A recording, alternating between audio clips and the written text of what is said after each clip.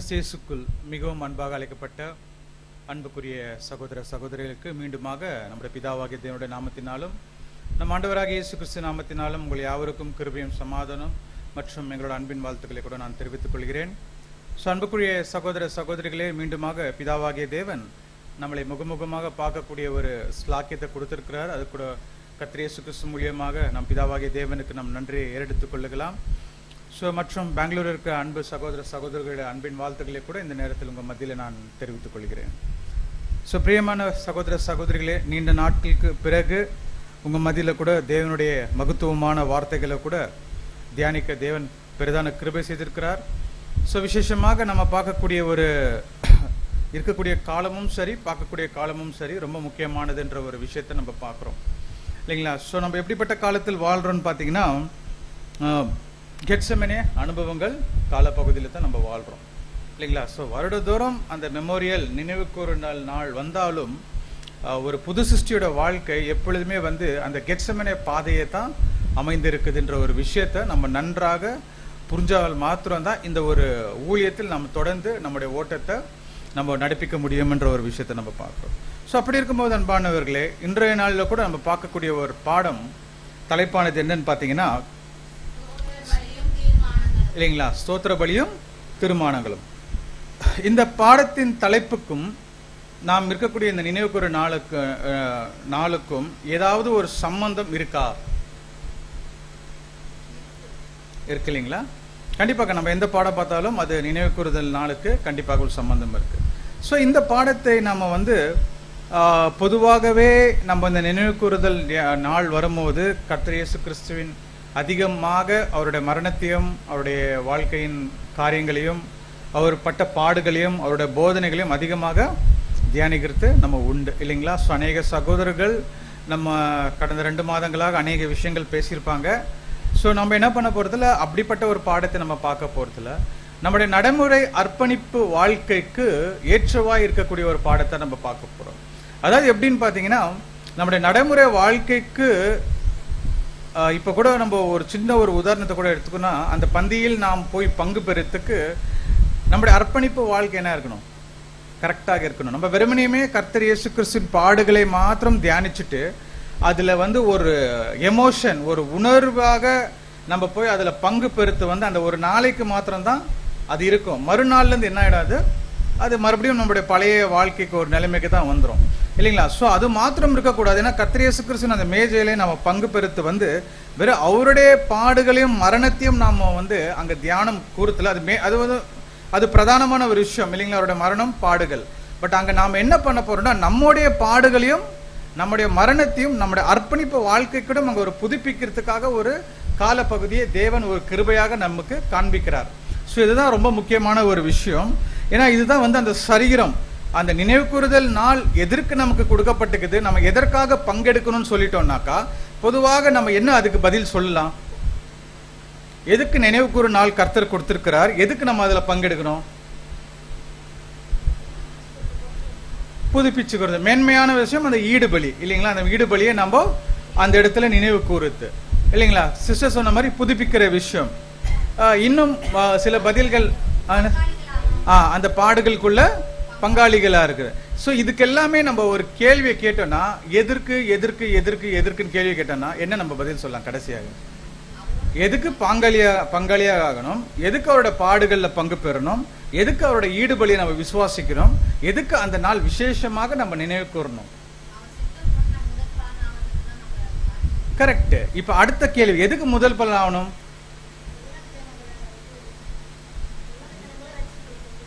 இதுதான் இல்லைங்களா, இதுதான் ரிசல்ட்.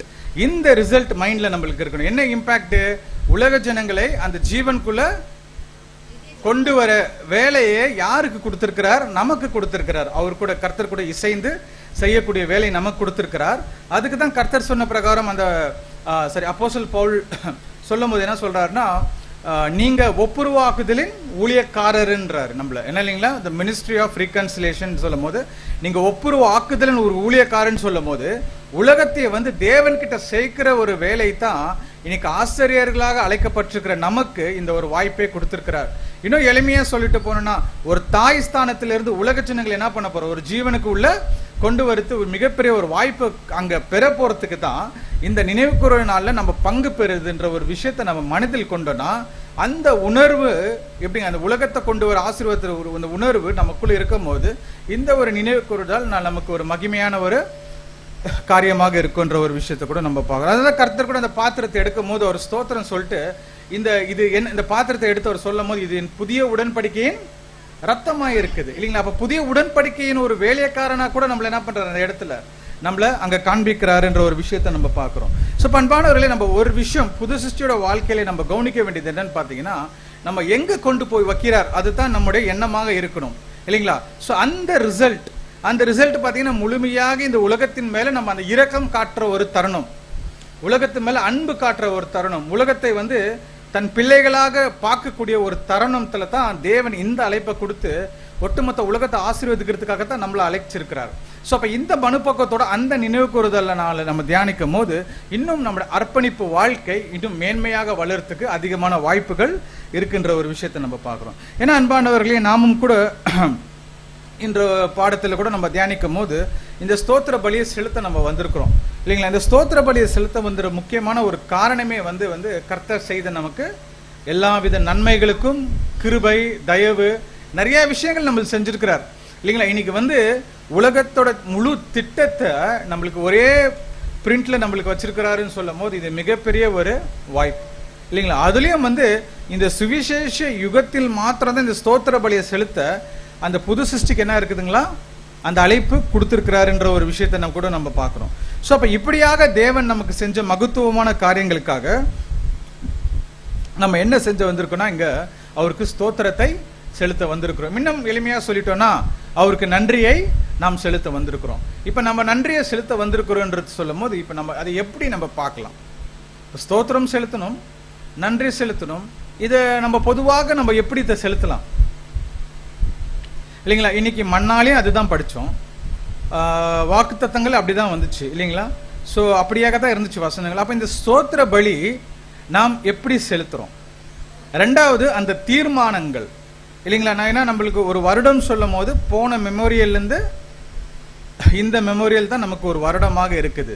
அப்போ என்ன பார்க்க போறோம்னா, போன வருடத்தில் தேவன் எனக்கு கொடுத்திருக்கிற இந்த எல்லா ஈவுகளுக்காகவும் நான் எந்த அளவுக்கு உண்மை உள்ளவனாக நான் இருந்துக்கிறேன் அதை கணக்கு போட போறோம். நம்ம அதை கணக்கு போட்டு தான் நம்ம இந்த புதிய வருடத்துக்குள்ள நம்ம போக போறோம். எப்படிப்பட்ட தீர்மானங்கள் எடுத்தா நமக்கு நன்மையாக இருக்குன்ற ஒரு விஷயத்த.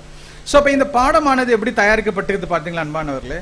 இந்த ஒரு வருடத்துக்கு தேவையான ஒரு நடைமுறைக்கு தேவையான ஒரு புது சிருஷ்டிக்கு தேவையான பாடத்தை தான் அங்கே வச்சிருக்கிறோம் இல்லைங்களா. இந்த வருடம் முழுவதும் நம்ம எப்படி வாழ்ந்தா எப்படி நம்ம புரிஞ்சுக்கலாம் இல்லைங்களா. ஸோ ஒரு சில நேரத்தில் நம்ம வெவ்வேறு பாடங்கள் எடுக்கும் போது இப்படிதான் நடக்கணும்னு இருக்கும். ஆனால் இந்த பாடம் அப்படி இருக்காது. இந்த பாடமானது ஒரு ஸ்டடி போல தான் இருக்கும். இதை நம்ம ஃபாலோ பண்ணோம்னா நம்ம வாழ்க்கையில இருக்கக்கூடிய இந்த அர்ப்பணிப்பு வாழ்க்கைக்கு இருக்கக்கூடிய தடைகள் நீக்கலாம். இந்த அர்ப்பணிப்பு வாழ்க்கைக்குள்ள தடைகள், சில பிரச்சனைகள், சில வாக்குவாதங்கள், நமக்குள்ள இருக்கிற சில பிளவுகளை கூட நம்ம என்ன பண்ணலாம், இந்த பாடத்தை இப்படி வண்ணமாக நம்ம ஃபாலோ பண்ணோம்னா நம்ம நடைமுறை வாழ்க்கைக்கு இது ரொம்ப பிரயோஜனமா இருக்குன்ற ஒரு விஷயத்த அந்த விதத்துல தான் நம்ம இந்த பாடத்தை இங்க தயாரிக்கப்பட்டிருக்குதுன்னு நம்ம பார்க்கிறோம். ஸோ அதெல்லாம் தான் பார்க்குறோம். இந்த ஸ்தோத்திர பலியும் தீர்மானங்கள் என்ற ஒரு விஷயத்த கூட நம்ம பார்க்குறோம். ஸோ அப்போ முதல் பாகத்தில் நம்ம இந்த ஸ்தோத்திர பலின்ற ஒரு விஷயத்த நம்ம பார்க்க போறோம். ரெண்டாவது பாகத்தில் தீர்மானங்களோட எப்படிப்பட்ட தீர்மானங்கள் எடுத்தா நல்லதுன்ற ஒரு விஷயத்த நம்ம பார்க்குறோம். இந்த வருடம் தொடக்கத்தில் நீங்க தீர்மானங்கள் எடுத்திருப்பீங்க இல்லைங்களா. எடுத்திருக்கீங்களா எடுக்கலீங்களா. சில இது எடுத்திருப்போம், நல்ல தீர்மானங்கள். இப்போ 2 மாசம் ஆச்சு, எந்த அளவுக்கு இல்லைங்களா, ஏன் ஃபாலோ பண்ண முடியல அதுதான் இப்போ. அப்ப இங்க தீர்மானங்கள் 2ஆம் பாகத்தில் போகும்போது இப்படி செய்யணும் அப்படி செய்யணும் இந்த பாடத்தில் பார்க்க மாட்டோம். எதை செஞ்சா எல்லாத்தையும் செஞ்சிடலான்னு பார்ப்போம். ஒரு விஷயத்தை செஞ்சா இது எல்லாமே நம்ம என்ன பண்ணிடலாம், நம்ம எடுத்திருக்கிற தீர்மானங்களை கரெக்டாக பிடிச்சிக்கலாம் இல்லைங்களா. ஸோ இந்த பாடத்தை அந்த ஸ்லைட்லேயே உங்களுக்கு நிறைய புரிஞ்சிருக்கும்னு நினைக்கிறேன். இந்த ஸ்லைட்லேயே நம்ம முழு பாடத்தோட திட்டத்தை இதில் இருக்குது இல்லைங்களா. ஸோ அப்படி இருக்கும்போது அன்பானவர்களே, முதலாவது இந்த ஸ்தோத்திர பலின்னு சொல்லும் போது நம்ம கடந்த வருடம் முழுவதும் கர்த்தர் இயேசு கிறிஸ்து நம்மளை வழிநடத்தி மணவாளனாக இருந்து இந்த மணவாட்டி மேலே அக்கறையாக இருந்து வழிநடத்ததுக்காக நம்ம என்ன பண்ணோம்னா, கர்த்தர் இயேசு கிறிஸ்து மூலியமாக தேவனுக்கு அநேக ஸ்தோத்திரங்கள் நம்ம துதிகள்னாலையும் நம்முடைய வாழ்க்கையின் நடைமுறைகள்னால நம்ம எடுக்கிறோம் இல்லைங்களா. இது ரொம்ப முக்கியமான ஒரு விஷயம் இல்லைங்களா. ஸோ அதனால தான் இங்கே பிரதர் ரசூல் நமக்கு இங்கே எழுதும் போது சிஸ்டர் இதை வாசிக்கலாம்.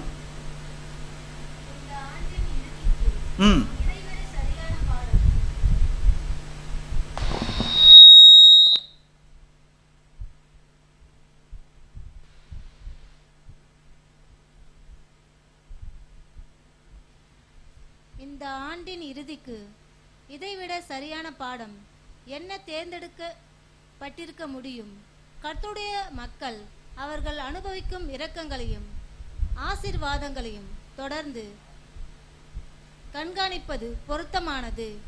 இல்லையெனில் இந்த வாழ்க்கையின் கவலைகளின் அழுத்தம் மற்றும் செல்வத்தின் வஞ்சகம் நம் மனதிலும் இதயங்களிலும் குவிந்து நம் கவனிப்பிலிருந்து மறைத்து இறுதியில் நமது மகிழ்ச்சிக்காகவும் புத்துணர்ச்சிக்காகவும் தொடர்ந்து ஊழியத்திற்காக திறந்து வைக்கப்பட்டிருக்கும் தெய்வீக கிருபையின் ஊற்றுக்களை முழுவதுமாக அடைத்துவிடும். பாருங்களா, ரொம்ப எளிமையாக சொல்றாரு.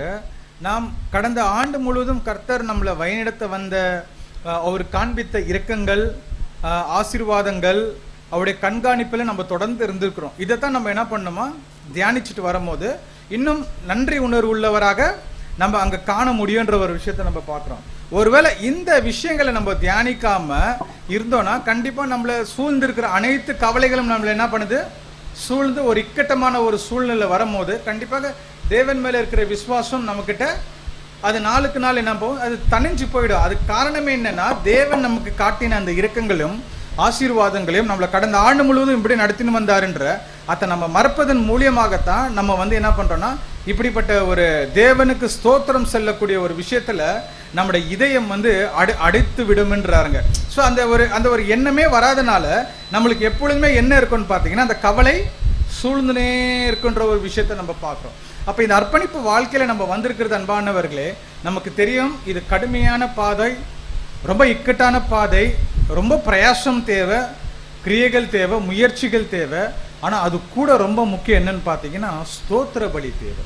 அந்த மகிழ்ச்சியான இருதயம் இருந்தால் மாத்திரம் தான் இந்த ஓட்டத்தில் நம்மளால ஓட முடியும் என்ற ஒரு விஷயத்தை நம்ம பார்க்குறோம். ஏன்னா கர்த்தர் கூட அந்த பாத்திரத்தை அந்த நாளில் எடுக்கும் போது அவர் ஸ்தோத்திரம் செலுத்தி தான் என்ன பண்ணுறாரு, அந்த பாத்திரத்தை அவர் அங்கே எடுக்கிறாருன்னு சொல்லும் போது அந்த வாய்ப்பு நமக்கு கொடுத்துருக்கிறதுனால அன்பானவர்களே, இந்த ஸ்தோத்திரம் செலுத்துவது நமக்கு ரொம்ப ரொம்ப ரொம்ப முக்கியமாக இருக்குது இல்லைங்களா. இப்போ எந்த அளவுக்கு நம்ம நன்றி கூறுறோமோ அந்த அளவுக்கு நம்முடைய வாழ்க்கை ஒருவேளை பொருளாதார ஆசீர்வாதம் இல்லைனா கூட இல்லைங்களா, ஸோ மற்ற எந்த ஒரு இருளான சூழ்நிலையில் இல்லைனா கூட நம்முடைய இருதயம் தேவனுக்கு நேராக இருக்கும் என்ற ஒரு விஷயத்தை நம்ம தெளிவாக இங்கே புரிஞ்சுக்கிறோன்ற ஒரு விஷயத்தை நம்ம பார்க்குறோம் அன்பானவர்களே.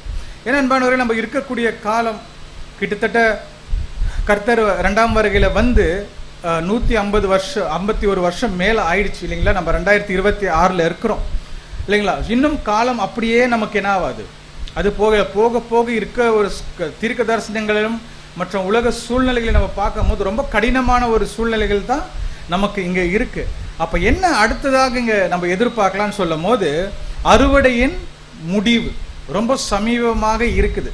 அதனால தான் இந்த உலகத்தில் நம்ம இன்னும் என்ன பார்த்துன்னு இருக்கிறோன்னா, அநேக பரிசுத்தவான்கள், அதாவது அநேக வேதமானவர்கள் வந்தாலும் கூட கோதுமை மணிகள், ஒரு சில கோதுமை மணிகள் தான் நிற்கிறதுக்கு ரெடியாக இருக்குது. ஏன்னா ஒரு சில கோதுமை மணிகள் தான் இன்னும் என்ன இருக்குதுங்களா, மிஞ்சி இருக்குது இல்லைங்களா. அந்த அறுவடை அந்த எப்போ கதவு அடைக்கப்படுதோ அப்போ சபையோட மகிமை அங்கே அடையும்படி ஆக இருக்கும். ஆகையால தான் நம்ம எச்சரிக்கையாக நம்ம என்ன பண்ணோம் அன்பானவர்களே, நம்ம இந்த நன்றி செலுத்தக்கூடிய ஒரு விஷயத்தில், ஸ்தோத்திரம் செலுத்தக்கூடிய ஒரு விஷயத்தில் நம்முடைய மனதை அதிகமாக ஈடுபடுத்துவர்கள் கூடியவர்களாக நம்ம இருக்கணும் இல்லைங்களா. ஸோ இதுதான் அந்த ஸ்தோத்திர பலி. இந்த ஸ்தோத்திரத்தோடு அந்த நாளில் நம்ம பங்கெடுக்கும் போது, அந்த நினைவு கூர்ந்த நாள் நம்ம பங்கெடுக்கும் போது கண்டிப்பாக நம்முடைய ஓட்டம் இன்னும் அதிகமாக உற்சாகத்தோடு நம்ம ஓடக்கூடிய ஒரு தருணமாக காணப்படும் என்ற ஒரு விஷயத்தை நம்ம பார்க்குறோம் இல்லைங்களா. ஸோ அப்போ பார்த்தீங்கன்னா அன்பானவர்கள், நமக்கே தெரியும் இவ்வளோ வருஷங்கள் கடந்து நம்ம வந்திருக்கிறோம். நம்முடைய ஸ்தோத்திரம் எடுக்கக்கூடிய ஒரு வாழ்க்கை எப்படி இருக்குது நம்மக்கிட்ட இல்லைங்களா. நன்றி செலுத்தக்கூடிய ஒரு வாழ்க்கை நம்மக்கிட்ட இன்னைக்கு காணப்படுதா இல்லைங்களா. தேவனுக்கு ஸ்தோத்திரம் எடுக்கக்கூடிய வாழ்க்கை காணப்படுதா இல்லை. அது நமக்கே தெரியுது இல்லைங்களா. தனிஞ்சு போகிற ஒரு நிலைமை நமக்கு தெரியுது. தனிஞ்சு போகிறதுன்னு எப்படி நமக்கு தெரியுது, நமக்குள்ள மனசமாதானத்தை என்ன பண்ணியிருக்கிறோம், எழுந்திருக்கிறோம் அதிகமாக சமாதானம் போய் அதிகமாக நமக்கு இன்னைக்கு எது காணப்படுது? கவலை. எதுங்க சிஸ்டர்? கவலை இல்லைங்களா? அதிகமான கவலை வந்ததுனால இன்னைக்கு நம்ம மனதில் இன்னும் எது காணப்படுது? மன அழுத்தம் இல்லைங்களா? என்னதுங்களா? மன அழுத்தம். பொதுவாகவே நீங்க இந்தியாவில் எடுத்துக்கிட்டீங்கன்னா 5 பேர்ல ஒருத்தருக்கு மன அழுத்தம் இருக்குது இல்லைங்களா? அன்னைக்கு இன்னைக்கு சபையில வரக்கூடியவர்கள் நம்ம ஒவ்வொருத்தருக்கும் நம்முடைய அந்த ஸ்தோத்திரம் செலுத்தக்கூடிய ஒரு நிலைமை நமக்கு கம்மியாயிருந்தனால இங்க மன அழுத்தம் அதிகமாக எங்க காணப்படுது இல்லைங்களா? ஸோ மன அழுத்தம் இருக்கும் கண்டிப்பாக, அப்படிதான் பாதை நமக்கு அமைக்கப்பட்டிருக்குது. ஆனா நம்ம மகிழ்ச்சியோட ஸ்தோத்திரத்தோட அதை நம்ம பெற்றுக்கொள்ளும் போது இந்த ஓட்டத்தை லகுவாக நம்ம என்ன பண்ணலாம் ஓடலாம். அதான் கருத்து சொல்லிட்டார், இது என்ன, என் நுகத்தை நீங்க ஏற்றுக்கொள்ளுங்க, என் நுகம் உங்களுக்கு எப்படியாக இருக்குது? லகுவாக இருக்கும். அப்ப எப்ப அது லகுவாக இருக்குன்னு சொல்லும் போது நாம் அந்த ஸ்தோத்திர செலுத்தக்கூடிய நன்றி கூறக்கூடிய ஒரு மனப்பக்குவம் நமக்கு இருக்கணும். ஆக எழுத இதுல சகோதரிங்க எழுதும் போது இதை வாசிக்கலாம் சிஸ்டர். நன்றியும் மகிழ்ச்சியும் நிறைந்த மனம் கிருபையிலிருந்து கிருபைக்கு, பலத்திலிருந்து பலத்திற்கு, அறிவிலிருந்து அறிவிற்கு, சாதனையிலிருந்து சாதனைக்கு பயணம் செய்யும். ஆனால் நன்றி குறைந்து, பாத்தீங்களா என்ன சொல்றாரு? ஒருவேளை நமக்கு நன்றி செலுத்துற மனப்பக்குவம் நமக்கு இருந்தா நம்ம கிருபையின் மேல கிருபையாக வளருவோம், பலத்தில் மேல பலமாக வளருவோம், அறிவின் மேல அறிவாக வளருவோம். நம்ம அந்த நமக்கு அந்த ஒரு நோக்கம் வச்சிருக்கிறோம் இல்லைங்களா? அந்த நோக்கத்துக்கு இன்னும் அதிகமாக நம்ம என்ன பண்ணுவோம்? முயற்சிகளாக போவோம். ஒருவேளை நன்றி நமக்கு குறைப்பட்டால், அங்க என்ன சொல்றாரு பாத்தீங்கன்னா, நன்றி நமக்கு குறைப்பட்டால், அப்படி கண்டினியூ பண்ணுங்க சிஸ்டர் அதுல இருந்து. ஆனால் நன்றி குறைந்து நாம் பெற்ற ஆசிகளை நம்முடைய தகுதியினாலோ அதிர்ஷ்டத்தினாலோ கிடைத்தவளாக எண்ண தொடங்குகிறோம் என்றால் அதே அளவில் நமது நன்றி குறையும் போது இங்க இயல்பாக நமக்கு தோணக்கூடிய ஒரு விஷயம் என்னன்னு பாத்தீங்கன்னா, ஏன் நன்றி குறையுதுன்னு அருமையான ஒரு பாயிண்ட் இங்க என்ன சொல்றாருன்னா, இது அதிர்ஷ்டமாகத்தான் எனக்கு என்ன பண்ணிருக்குதுங்களா கிடைக்கப்பட்டிருக்குது. சில நேரத்தில் என்னோட முயற்சினால தான் என்ன பண்ணிருக்குது இந்த விஷயங்கள் கிடைக்குதுன்னு வரும்போது இங்க நன்றி சொல்ற ஒரு விஷயம் என்ன ஆயிடுச்சு நமக்கு இங்க கம்மியாகுதுன்றாருங்க. அப்ப நன்றி குறையுது. அந்த குறை நிமித்தமாக நமக்குள்ள என்ன வருதுன்றாரு பாருங்க. தொடர்ந்து வாசிங்க சிஸ்டர். என்றால் அதே அளவில் நமது ஆவிக்குரிய ஜீவன் குளிர்ச்சி அடைந்து போகும். நன்றியின்மை வரும்போது அதனுடன் அநேயமும் பவித்திரமின்மையும் வரும். அநேயத்திலிருந்து ஆன்மீக அகந்தை, பெருமை ஆகியவை உருவாகும். பாத்தீங்களா? எப்ப நமக்கு இந்த நன்றி கூறுது குறையுதோ, அதாவது ஸ்தோத்திரம் செல்றது குறையுதோ, நம்மளுக்கு அங்க ஆட்டோமேட்டிக்கா என்ன வருதுங்களா? அகந்தை, பெருமை. என்ன அகந்தைங்களா? சாதாரணமான அகந்தை இல்லைங்களா? ஆவிக்குரிய அகந்தை இல்லைங்களா? ஸ்பிரிச்சுவல் ப்ரைட், ஆவிக்குரிய அகந்தை வருதா? அநியாயம் நம்ம கிட்ட அதிகமாக காணப்படுமா இல்லைங்களா? சோ இங்க இவை மனம் திரும்ப இல்லாமல் தொடர்ந்தால் ஆவிக்குரிய நோயும் தொடர்ந்து சென்றால் ஆவிக்குரிய மரணமும் நமக்கு உண்டாக்கும் என்றாரு இல்லைங்களா? அப்ப ஸ்தோத்திரம் செலுத்துவது ஒரு புது சிருஷ்டிக்கு, அதுதான் அந்த ஸ்தோத்திரம் செலுத்துறது தான் புது சிருஷ்டிக்கு ஒரு வாழ்க்கையாக இருக்கு. பட் கொஞ்சம் நினைச்சு பாருங்க, நம்ம இந்த மிகப்பெரிய ஒரு ஞானத்தை, தேவனுடைய ஞானத்தை பெற்ற பிறகு, ஓகே, தேவனுக்கு ஸ்தோத்திரம் செல்றது, கர்த்தருக்கு ஸ்தோத்திரம் செல்றது ஒரு பக்கம் வைக்கலாம், அவங்களுக்கு நன்றி செல்றது. நமக்குள்ளே சகோதர சகோதரிகளாக நமக்குள்ளே எந்த அளவுக்கு இந்த நன்றி சொல்ற பழக்கத்தை நம்ம வச்சிருக்கிறோம்? சரி, நமக்குள்ள கூட வச்சிருக்கலாம். நம்முடைய வீட்டில், நம்முடைய வேலை செய்யுங்கிற இடங்கள்ல, நம்மளோட வாழ்க்கையில பார்க்கக்கூடிய நண்பர்கள், உறவினர்கள், இவங்க மத்தியில நாம் இந்த நன்றி செல்றதை எப்படி வச்சிட்டு இருக்கோம் இல்லைங்களா? நமக்கே தோணுது இது இல்ல, ஒரு விதமான ஆவிக்குரிய அகந்தை இருக்குது எனக்கு, அது உள்ள வளருது, கொஞ்சம் கொஞ்சமா மாமிசம் என்ன ஆகுதுங்களா, அப்படி சுயம் இப்படி வந்து நிக்குது. இந்த சுயம் இப்படி வந்து நிக்கிறதுனால தான் இந்த நன்றி சொல்ற ஒரு மனப்பக்குவம் நமக்கு இல்லை இல்லைங்களா? இது உண்மையா இல்லையா இல்லைங்களா? ஸோ அதனால தான் பார்த்தீங்கன்னா இன்னைக்கு சபையில் அதிகமாக மன அழுத்தக்கூடிய ஒரு நிலைமை வந்தாச்சு இல்லைங்களா? முகமுகமாக பார்த்து ஒருத்தர் பேச முடியல, சமாதானமாக என்ன பண்ணுறதில்ல, ஒரு மகிழ்ச்சியோட ஒருத்தர்கிட்ட அந்த அரவணைப்பு ஐக்கியத்துக்குள்ள வர முடியல. காரணம் என்ன? இது என்னோட முயற்சினால தான் நான் வளர்ந்துருக்கிறேன் இல்லைங்களா? இது எப்படி இருக்கலாம்? என்னோட முயற்சினால தான் வளர்ந்துருக்குன்னு சொல்லும் போது அங்க சரீரத்துக்கு இசைவாக இருக்கக்கூடிய அந்த சபையின் அமைப்பு நமக்குள்ள குறைந்து போறதுனால தான் இந்த நன்றி செலுத்துற ஒரு விஷயம் நம்ம கிட்ட காணப்படாமல் நம்ம கூட அதிகமான அகுந்தை, பெருமை, நமக்கு ஆவிக்குரிய நோயும் நமக்கு இருக்குது. ஆனா இது நம்ம அறியாமல் இருக்கிறது தான் நமக்கு ஒரு பரிதவிக்கக்கூடிய ஒரு நிலைமையில இங்க காணப்படுறோம் என்ற ஒரு விஷயத்தை நம்ம பார்க்கிறோம் அன்பானவர்களே. அப்ப நம்ம பெற்றிருக்கிற ஒவ்வொரு விஷயத்தையும் நான் என்னோட அதிர்ஷ்டனால தான் கிடைச்சிருக்குது, என்னோட முயற்சினால தான் கிடைச்சிருக்கு, என்னோட தாளந்தினால தான் நான் கிடைச்சிருக்குதுன்னு சொல்லும் போது நான் ஆல்ரெடி எங்க வந்து நிலையிருக்கிறேன்னா, சுயம் என்னை மேற்கொண்டு நான் மாம்ச அகந்தையும் சரி ஆவிக்குரிய அகந்தையில நான் நில்லிட்டு பெருமை பாராட்டிட்டு இருக்கிறேன். அதாவது இன்னும் எளிமையா சொல்லிட்டேன்னா, ஒருத்தர் மேல ஒருத்தர் சார்ந்து இருக்கிற ஒரு மனப்பக்குவம் எனக்கு இல்லாத போயிடுச்சு.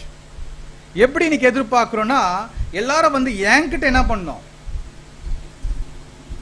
நான் உங்ககிட்ட வர மாட்டேன், நீங்க என்ன பண்ணோம், என்ன எதிர்நோக்கி நீங்க வரணும். விளம்பரம் அதிகமாயிடுச்சு இன்னைக்கு சபைகளில். என்னங்களா, அட்வர்டைஸ்மெண்ட், எதுக்கு வந்திருக்கிறோன்ற ஒரு காரணம் போயிடுச்சு, அர்ப்பணிப்புன்ற ஒரு நோக்கமே போயிடுச்சு இல்லைங்களா. ஏன்னா ஒரு மூத்த சகோதரர் அருமையான ஒரு வார்த்தை சொல்லுவார், ஒரு புது சிருஷ்டி எப்படி இருக்கணும்னு பார்த்தீங்கன்னா, இப்போ நான் ஒரு புது சிருஷ்டின்னு சொல்லும் போது இப்போ உங்க மத்தியில வந்து இந்த அவருடைய ஆவிக்குரிய வார்த்தைகளை பகிர்ந்து கொள்ள வந்திருக்கிறேன். என்ன சொல்ல வர்றாருன்னா, இங்க புது சிருஷ்டி வரும்போது கனமான ஊழியம் உங்களுக்கா இல்ல எனக்கு இருக்குங்களா இந்த இடத்துல? எனக்கு கனமான ஊழியம் இங்க இருக்கு, உங்களுக்கு இருக்கு இருக்கு. ஆனா எது இங்க அதிகமாக கனம் படப்படுது? உலக, அதாவது ஒரு வெளியரங்கமா பார்க்கக்கூடிய இடத்துல எது கனம் படப்படுது? ஆனா எங்க சகோதரர் என்ன, மூத்த சகோதரர் என்ன ஒரு ஆலோசனை கொடுக்குறாரு பாத்தீங்கன்னா, இப்ப நான் உங்க மத்தியில ஊழியம் பண்ண வந்திருக்கேன்னு சொல்லும் போது என்னோட அடையாளத்தை அழிச்சு உங்களை நான் உருவாக்கணுமா? என்னதுங்களா, இப்ப எனக்குன்னு இந்த இடத்துல பேசினா கண்டிப்பா ஒரு அடையாளம் காணப்படுது. ஆனா அப்படியா நான் இருக்கக்கூடாதா? என்னோட அடையாளத்தை அழிச்சு உங்களை நான் என்ன பண்ணுமா, உருவாக்கணும். இதுதான் ஒரு புது சிருஷ்டியோட அர்ப்பணிக்கப்பட்டிருக்கிற ஒரு முக்கியமான ஒரு காரியமாக இருக்குது. இன்னும் வேற இடத்துல அருமையான சொல்றாருன்னா, the truly consecrated, உண்மையான அர்ப்பணிக்கப்பட்டவர்கள் அவங்க அறியப்படாமலும் அறியாமலும் இருப்பார்கள். எப்படிங்களா,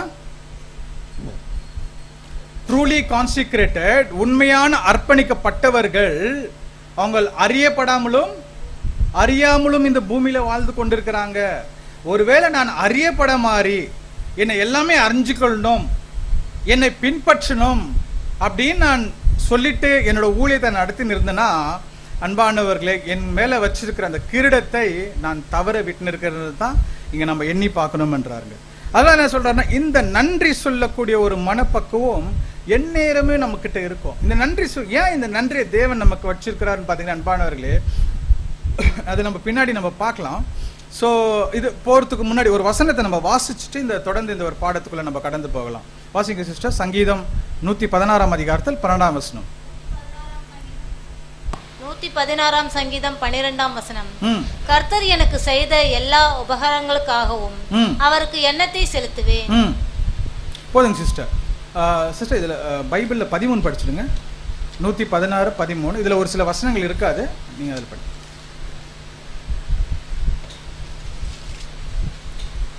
17 வசனம். 13 வசனம். ரட்சிப்பின் பாத்திரத்தை எடுத்துக்கொண்டு கர்த்தருடைய நாமத்தை தொழுது கொள்வேன். நான் கர்த்தருக்கு செய்த பொருத்தனைகளை அவருடைய ஜனங்கள் எல்லோருக்கும் முன்பாகவும் செலுத்துவேன். இல்லைங்களா? ஸோ அப்போ என்ன சொல்றாருன்னா, அது சங்கீதக்காரன் எழுதும் போது, கர்த்தர் எனக்கு செய்த நன்மைகளுக்காக நான் அவருக்கு எண்ணத்தை செலுத்துவேன் சொல்லும் போது, அந்த ரட்சிப்பின் பாத்திரத்தை எடுத்துக்கொண்டு அவரை நான் தொழுது கொள்ளுவேன் மற்றும் அதன் கூட ஒரு பொருத்தனையும் நான் செலுத்துவேன் அவரோட ஜனங்களுக்கு முன்பாக. இந்த சங்கீதம் 116 சங்கீதம் இருக்கு இல்லைங்களா? இந்த சங்கீதத்தோட என்ன விசேஷம் பார்த்தீங்கன்னா, இது பஸ்கா சமயத்தில் பாடக்கூடிய ஒரு சங்கீதம். அதாவது சங்கீதம் 113 அதிகாரத்திலிருந்து 118 வரை பஸ்கா சமயத்தில் இந்த சங்கீதத்தை அவங்க பாடுவாங்களாம். இதை தான் கர்த்தர் இயேசு கிறிஸ்து அந்த இல்லைங்களா, அங்கிருந்து அவர் போகும்போது இந்த பாடலை ஒரு ஸ்தோத்திர பாட பாடிட்டு இருக்கிறாரு இல்லைங்களா? ஸோ இது ரொம்ப அருமையான ஒரு விஷயம் நமக்கு. அப்போ இந்த சங்கீதத்தில் இங்கே தாவீது இங்கே எழுதும் போது கர்த்தர் செய்த நன்மை தான் இல்லைங்களா? அதுக்காக அவர் என்ன பண்ணுறாருன்னா, அவருக்கு நான் எண்ணத்தை செலுத்துவேன். காரணம், இங்கே தாவீது எழுதக்கூடிய ஒரு முக்கியமான ஒரு விஷயம், தாவீது வந்து அநேக நேரத்தில் தவறி கீழே விழுவுறது இருக்குது. யுத்தத்துக்கு போகும்போது தேவன் அவரை வந்து அவருக்கு தயவு காண்பிச்சு காப்பாற்றி அவரை வந்த காரியங்களுக்காக இங்க தாவீது வந்து நன்றி செலுத்துற விதமாக இந்த ஒரு என்ன சொல்றதுங்க சங்கீதத்தை எழுதுறாருங்க. அப்ப எழுதும் போது என்ன சொல்றாருன்னா, கர்த்தர் எனக்கு செய்த எல்லா உபகாரங்களுக்காகவும் அவருக்கு நான் எண்ணத்தை செலுத்துவேன், அந்த ரட்சிப்பின் பாத்திரத்தை நான் எடுத்து அவரை தொழுது கொள்ளுவேன்னு சொல்லும் போது, இங்க இதே போலதான் அன்பானவர்கள், இன்னைக்கு நாமும் கூட நம்முடைய ஆவிக்குரிய விஷயத்திலிருந்து, அதாவது நாமளும் என்ன பண்ணிருக்கோம், ஆதாமோட மரணத்திலிருந்து நாமும் ஒரு காலப்பகுதியில் இருந்திருக்கோம். அதுல இருந்து நம்மளை மீட்டெடுத்து இந்த தயவை தேவன் நமக்கு காண்பிச்சு, நமக்கு இருக்கக்கூடிய எல்லா வேதனைகளிலும் துன்பங்களிலும் எல்லாவித கஷ்டத்திலையும் நம்முடைய இருதயத்தை என்ன பண்ணிக்கிறார் தேவன், நம்முடைய உள்ளத்தை அந்த கீலியாத் தைலத்தின் மூலியமாக பூசி ஒவ்வொரு நாளும் நம்மளுக்கு ஆறுதல் தந்து வந்துட்டு இருக்கிறார் இல்லைங்களா. இதுவே நம்ம தேவனுக்கு வந்து செலுத்துறது ரொம்ப முக்கியமான ஒரு காரணம், ஸ்தோத்திரம் செலுத்துறதுக்காக. அது மாத்திரம் இல்லை, அப்பா என்று அழைக்க ஒரு புத்திர சுவாரத்தை கூட என்ன பண்ணியிருக்கிறாருன்னா தந்து மாத்திரம் இல்லை, அவருடைய குமாரனை கொடுத்துருந்து மாத்திரம் இல்லை, அந்த குமாரனுடைய சாயலுக்கு ஒப்பாக மாறக்கூடிய ஒரு வாய்ப்பை யாருக்கு கொடுத்திருக்கிறார்? வேற குமாரனை அவருடைய ஜீவனை இந்த உலகத்துக்கு கொடுத்து சபை உலகம் ஜீவனை பெறத்துக்கு மாத்திரம் இல்லை, நாமளும் அந்த குமாரனுடைய சாயலுக்கு என்ன பண்ணுமா, அதாவது தேவனுக்கும் கிறிஸ்துவுக்கும் அடுத்தவைகளில் போய் உட்காரத்துக்கு நமக்கு என்ன கொடுத்திருக்கிறாருன்னா ஒரு வாய்ப்பை அங்க கொடுத்துருக்கிறதுனால நாம் செலுத்தக்கூடிய ஒரு ஸ்தோத்திரம் எவ்வண்ணமாக நம்ம இருக்கணும்ன்ற ஒரு விஷயத்த நம்ம இங்க கவனிக்கிற அன்பானவர்களையும் பார்க்குறோம். ஸோ அப்போ அங்க தாவீது எழுதும் போது, அங்க தாவீது அந்த ஸ்தோத்திரத்தை பற்றி எழுதும் போது, பொதுவாக அந்த தாவீது அந்த விஷயங்கள் பார்க்கும் போது அங்க வந்து அவங்க தேவாலயத்தில் தான் போய் தான் இந்த காரியத்தை அவங்க செய்ய முடியும், தேவனுக்கு செலுத்துற ஒரு காரியம். ஆனா இன்னைக்கு நமக்கு வந்து அப்படியாக இல்லை இல்லைங்களா. நம்ம வந்து இன்னொன்று நியாயப்பிரமாணத்தின் கீழே இல்லை. அப்படி இருக்கும்போது நாம எப்படி தேவனுக்கு ஸ்தோத்திரம் செலுத்தலாம்?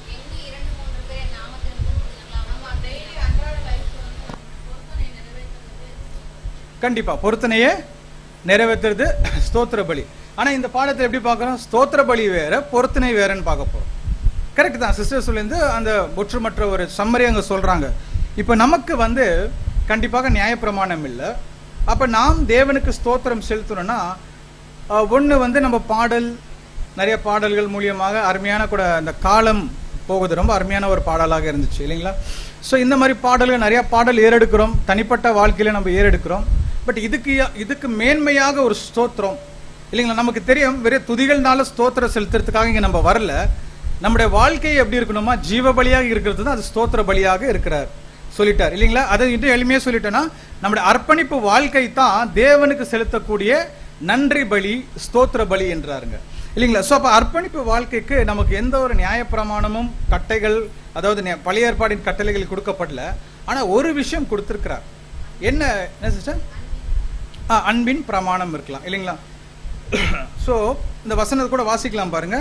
ரோமர் 2ஆம் அதிகாரம் 14ஆம் வசனத்தில் கூட வாசிங்க சிஸ்டர். ரோமர் 2:14.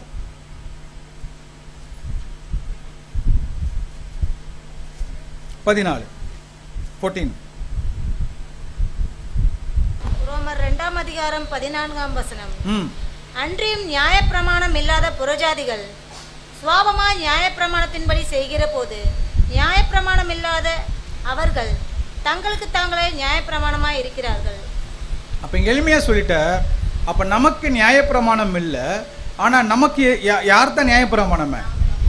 நாமே மட்டும் தான் நியாயப்பிரமாணம். அப்ப என்னன்னாக்கா, நான் இந்த உடன்படிக்கைக்குள்ள வரும்போது என்ன என் வாயினால நான் அறிக்கையிட்டேனோ, என்ன என் இருதயத்தினால நான் அறிக்கையிட்டனோ, இதை நிறைவேற்றுறது தான் நம்முடைய அர்ப்பணிப்பு, நம்முடைய ஸ்தோத்திர பலி, நம்முடைய நன்றி செலுத்துதல் இல்லைங்களா. ஸோ நமக்கு ஞாபகம் இருக்குங்களா, நம்ம இந்த ஞானஸ்தானம் எடுக்கும் போது என்ன உறுதிமொழி கொடுத்தோன்னு? இதை செஞ்சுட்டால் மாத்திரம் போதும், அவ்வளோ.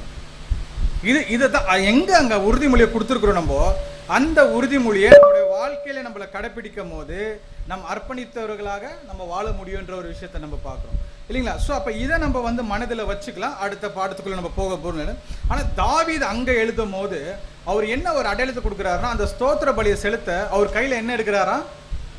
ரட்சிப்பின் பாத்திரம் இல்லைங்களா. அப்போ ரட்சிப்பின் பாத்திரம் நமக்கு என்ன கொடுக்குதுன்னு சொல்லும் போது நமக்கு தெரியும் இல்லைங்களா. அப்போ ரட்சிப்பின் பாத்திரம் அவர் என்ன விதத்தில் எழுதுறாருன்னு சொல்லும் போது, அங்கே எப்படி பழைய ஏற்பாட்டில் ஆசாரியர்களை வந்து முழுமையாக அர்ப்பணிப்பார்கள் இல்லைங்களா.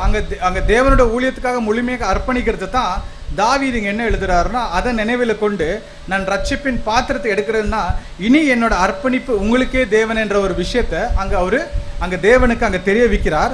அந்த ரட்சிப்பின் பாத்திரத்தை மாத்திரம் எடுத்துக்கொள்ளாமல் அது கூட ஒரு பொருத்தனையை செலுத்துகிறார் இல்லைங்களா. தேவன் செஞ்ச நன்றி, அந்த ஸ்தோத்திர தேவன் செஞ்ச நன்மைக்கு நான் ஒரு நன்றி மாத்திரம் இருக்காம அந்த நன்றி கூட ஒரு பொருத்தனையே நான் என்ன பண்ணணும் அந்த இடத்துல செலுத்துறார் இல்லைங்களா. ஸோ அப்போ அதே போலதான் இந்த புது சிருஷ்டியாக நாம் வந்திருக்குன்னு சொல்லும் போது இந்த ரட்சிப்பின் பாத்திரம் நமக்கு தெரியும் இல்லைங்களா. நம்மளுடைய ரட்சிப்பின் பாத்திரம் எதுங்க?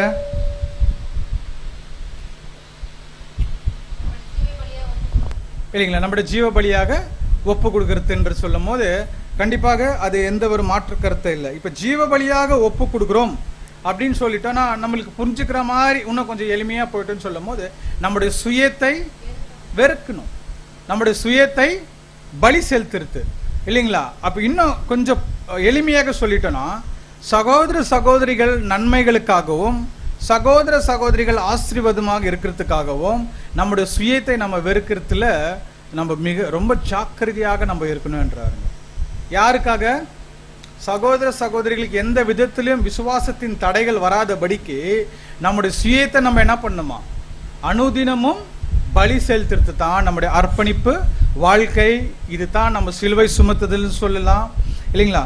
ஸோ அப்போ இதை வந்து கர்த்தர் இயேசு கிறிஸ்து கூட அந்த ஜெபதியோட குமாரர்கள் வந்து அங்கே கேட்கும் போது அங்கே ஆண்டவர் என்ன சொல்றாருன்னா அவங்கள பார்த்து மத்திய 20:22 என்ன சொல்றாருங்க, நாங்கள் கொடுக்கக்கூடிய ஒரு ஸ்தானத்தில் சரி நாங்கள் குடிக்கக்கூடிய பாத்திரத்தில் நீங்கள் என்ன பண்ண முடியுமா பானம் பண்ண முடியுமான்னு கேட்குறாரு. நான் எடுக்க போகிற ஸ்தானத்தில் இல்லைங்களா. அங்கே வந்து ஒரு அந்த இடக்கமான வாசலை பற்றி அங்கே கர்த்தர் பேசுகிறாருன்னு நம்ம பார்க்குறோம் இல்லைங்களா. அப்போ இந்த இடக்கமான வாசல் வழியாக நம்ம நுழையணும்னு சொல்லும் போது அன்பானவர்களே இப்போ பாருங்கள், ஒரு சின்ன ஒரு உதாரணம் தான்.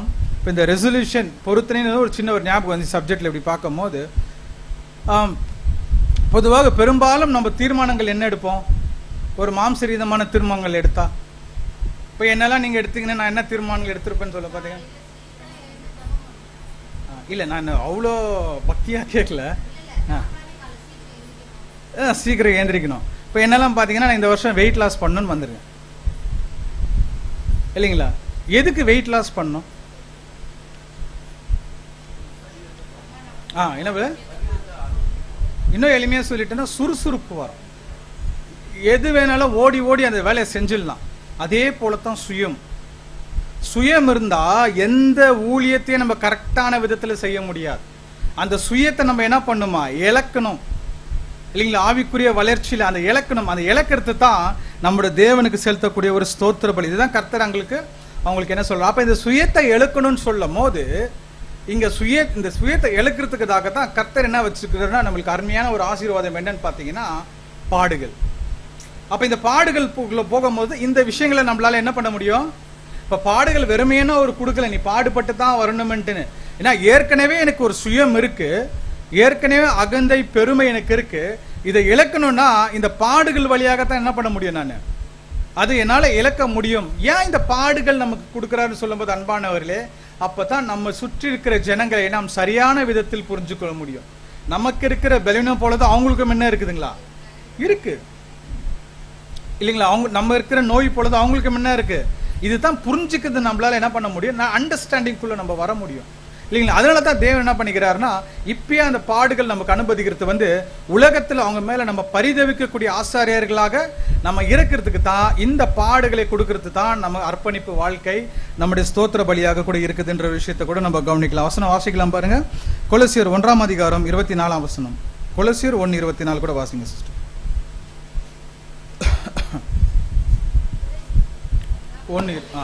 கொலோசியர் 1:24.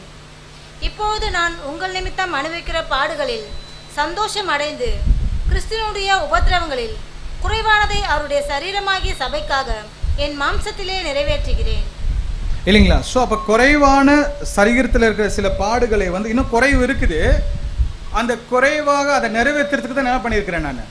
இந்த ஒரு ஊழியத்துக்கு தேவன் வச்சிருக்கிறாருன்னு சொல்லும் போது அந்த குறைவு எது இருக்கு. அப்போ கிறிஸ்து செஞ்ச பாடுகள்ல எதனா குறைவு இருக்கா? குறைவு இல்லை. ஆனா அதுல ஒரு பங்கு நமக்கு என்ன வச்சிருக்கிறாருன்னா அவர் வச்சுட்டு போயிருக்கிறார் இல்லைங்களா. எப்படி அந்த ஆதாம் ஏவாள் இருந்தது போல இங்கேயும் 2ஆம் ஆதாமும் 2ஆம் ஏவாளும் இருக்கிறதுக்கு தான் இந்த ஒரு பாடுகளை நம்ம அவர் அனுமதிச்சுக்கிறார் என்று சொல்ல பார்ப்போம். அப்ப இங்க நம்முடைய மூத்த சகோதரர் என்ன எழுதுறாருன்னா, இந்த பாடுகள் மூலியமாக மரணம் அடையிறதை விட நமக்கு வந்து இதன் மூலியமா தான் ரட்சிப்பு கிடைக்கும்ன்றாங்க. இது இல்லாம வேற எந்த வழியிலையும் நமக்கு ரட்சிப்பு கிடைக்காதுன்ற ஒரு விஷயத்தை கூட நம்ம இங்கே பார்க்குறோம், அன்பான ஒரு விஷயத்தை பார்க்குறோம். ஸோ அப்போ அடுத்தது நம்ம என்ன இங்கே பார்க்க போகிறோன்னு பார்த்தீங்கன்னா, ஸோ அதே சங்கீதத்தில் அங்கேயே வாசிக்கலாம் சிஸ்டர். சங்கீதம் 116 அதிகாரத்தில் 15 வசனம் கூட வாசிக்கலாம். 116 15 116 சங்கீதம் 15 வசனம். கர்த்தருடைய பரிசுத்தவான்களின் மரணம் அவர் பார்வைக்கு அருமையானது. இல்லைங்களா? கர்த்தருடைய பரிசுத்தவான்களுடைய மரணம் அவருடைய பார்வைக்கு என்னவா இருக்குதுங்களா? அருமையாக இருக்குதுன்ற ஒரு விஷயத்த சொல்லும் போது, இப்போ கர்த்தர் எதிர்பார்க்குற விஷயம் என்னன்னு பார்த்தீங்கன்னா, அந்த பாடுகள் மூலியமாக நம்ம அந்த மரணம் அடைகிறது தான், அதாவது பரிசுத்தமாக்குறது இல்லைங்களா? அதுதான் நம்மளுடைய பலி, நம்முடைய அர்ப்பணிப்பு, நாம் செலுத்தக்கூடிய ஒரு ஸ்தோத்திர பலியாக கூட இருக்குது அன்பானவர்கள் நம்ம பார்க்கலாம். ஸோ அப்போ இந்த பாடுகள், இந்த அர்ப்பணிப்பு, இந்த ஸ்தோத்திர பலி நம்முடைய நடைமுறை வாழ்க்கையில நம்ம எப்படி செலுத்துறது தான் இந்த பாடத்தில் நம்ம கவனிக்க போகிறோம் இல்லைங்களா? இப்போ நடைமுறை வாழ்க்கையில எப்படி செலுத்தலாம்னு சொல்லும் போது, நம்முடைய சகோதரர் என்ன இங்கே எழுதுறாரு பார்த்தீங்கன்னா, நான் காலையில் எழுந்திருக்கும் போது சிஸ்டர் சொன்னாங்க காலையில் சீக்கிரம் எழுந்திருக்கிறோன்ட்டுன்னு, காலையில் ஏஞ்சி ஜெபம் பண்ணிட்டு எழுந்திருக்கிறோன்ட்டு. ஆனால் இங்கே இன்னும் அப்படியே கொஞ்சம் முன்னால் போனோன்னு பார்த்தீங்கன்னா, காலையில் ஏந்திரிச்ச பிறகு நான் என்ன யோசிக்கணும்னு சொல்ல பார்த்தீங்கன்னா, என்னோட சிலுவை எங்கன்னு நான் தேடணுமா? என்னதுங்களா? என்னோட சிலுவை எங்கன்னு தேடணும், என்னோட நுகம் எங்கன்னு தேடக்கூடியவர்களாக இருக்கணும். அதாவது இன்னைக்கு நான் எப்படிப்பட்ட பலி செலுத்த போறேன், இன்னைக்கு நான் எப்படிப்பட்ட என் சுயத்தை நான் வெறுக்க போறேன்ற ஒரு விஷயத்தை நம்ம இங்க கவனிக்கிறோம் அன்பானவர்களே. ஸோ அப்ப இந்த அர்ப்பணிப்பு வாழ்க்கையில அதுதான் தேவன் நமக்கு மாபெரும் ஒரு சத்தியத்தை கொடுத்திருக்கிறார் இல்லைங்களா? இன்னைக்கு சத்தியத்தை கொடுத்திருக்கிற முக்கியமான காரணமே வந்து அர்ப்பணிப்பு வாழ்க்கைக்குள்ள வருது தான். அப்ப இந்த அர்ப்பணிப்பு வாழ்க்கைன்னு சொல்லும் போது நம்ம ஆரம்பத்துல இருந்து பார்த்தோம் இல்லைங்களா? இந்த அர்ப்பணிப்பு வாழ்க்கையில நம்மளுக்கு சில தடைகள், சில கடினமான ஒரு சூழ்நிலைகள் வர காரணமே வந்து நாம் இன்னும் அங்கே பாபிலோன்லேருந்து மாம்சரீகமாகத்தான் இங்கே வந்துக்கிறோம் தவிர, இன்னும் நம்முடைய ஆவி எங்கே தான் இருக்குதுங்களா? பாபிலோனில் தான் இருக்குது. இன்னும் அந்த ஒரு அமைப்பு கட்டத்துக்குள்ளே தான் நம்ம இருக்குது. அதனால தான் இன்றைக்கி என்ன இருக்குதுன்னா, நம்முடைய சபை வருத்திலையும் சரி, மற்ற எல்லா காரியங்களிலும் நமக்கு ஒரு சோர்வு ஏற்படுது இல்லைங்களா? அப்போ சகோதரர்கள் மேலே சில விஷயங்கள், சில சச்சரவுகள் வரும்போது நமக்கு சோர்வு ஏற்படுத்தினால தான் இந்த ஓட்டத்தை நம்மளால முழுமையாக ஓட முடியல. அப்போ இங்கே என்ன சொல்ல வர்றாருன்னா, அப்போ ஏன் நம்ம இங்கே என்ன நினச்சிட்டோம்னா, இப்போ இந்த அர்ப்பணிப்பு வாழ்க்கை என்பது நம்ம எப்படி புரிஞ்சுட்டு இருக்கிறோம்னு சொல்லும் போது இங்கே சகோதரர் எழுதுறாரு, வாசிக்கலாம் பாருங்க. வாசிங்க சிஸ்டர். தேவனுக்கு முழுமையான அர்ப்பணிப்பு எதை உணர்த்துகிறது என்பதை நாம் தெளிவாக அதிகமாக புரிந்து கொள்ள தொடங்கும் போது அந்த விஷயத்தின் பால் நமது சிந்தனையும் மெதுவாக மாற்றம் பெறுகிறது. பாத்தீங்களா? நம்ம ஆரம்பத்துல வரும்போது அர்ப்பணிப்பு நம்மள முழுமையா சமர்ப்பிச்சிருக்கோம். ஆனா போக போக என்ன பாத்தீங்கன்னா, அந்த அர்ப்பணிப்போட அர்த்தம் இன்னும் ஆழமாக நமக்கு புரியணும் என்றாருங்க. தொடர்ந்து வாசிங்க சிஸ்டர். முதலில் நாம் தேவனிடத்தில் வந்தபோது தேவனுடைய சித்தம் என்பது கிறிஸ்துவை நமது இரட்சகராக ஏற்றுக்கொள்வதும், அதன் பின் நல்ல ஒழுக்கமான மரியாதையான வாழ்க்கை நடத்துவதும், சட்டபூர்வமான வழிகளில் வாழ்வை அனுபவிப்பதும், நமது உடலை நன்றாக கவனித்துக் கொள்வதும், ஞாயிற்றுக்கிழமை சபைக்கு செல்வதும், மேலும் சில கூட்டங்களில் பங்கேற்பதும் என நாங்கள் எண்ணினோம் இல்லைங்களா?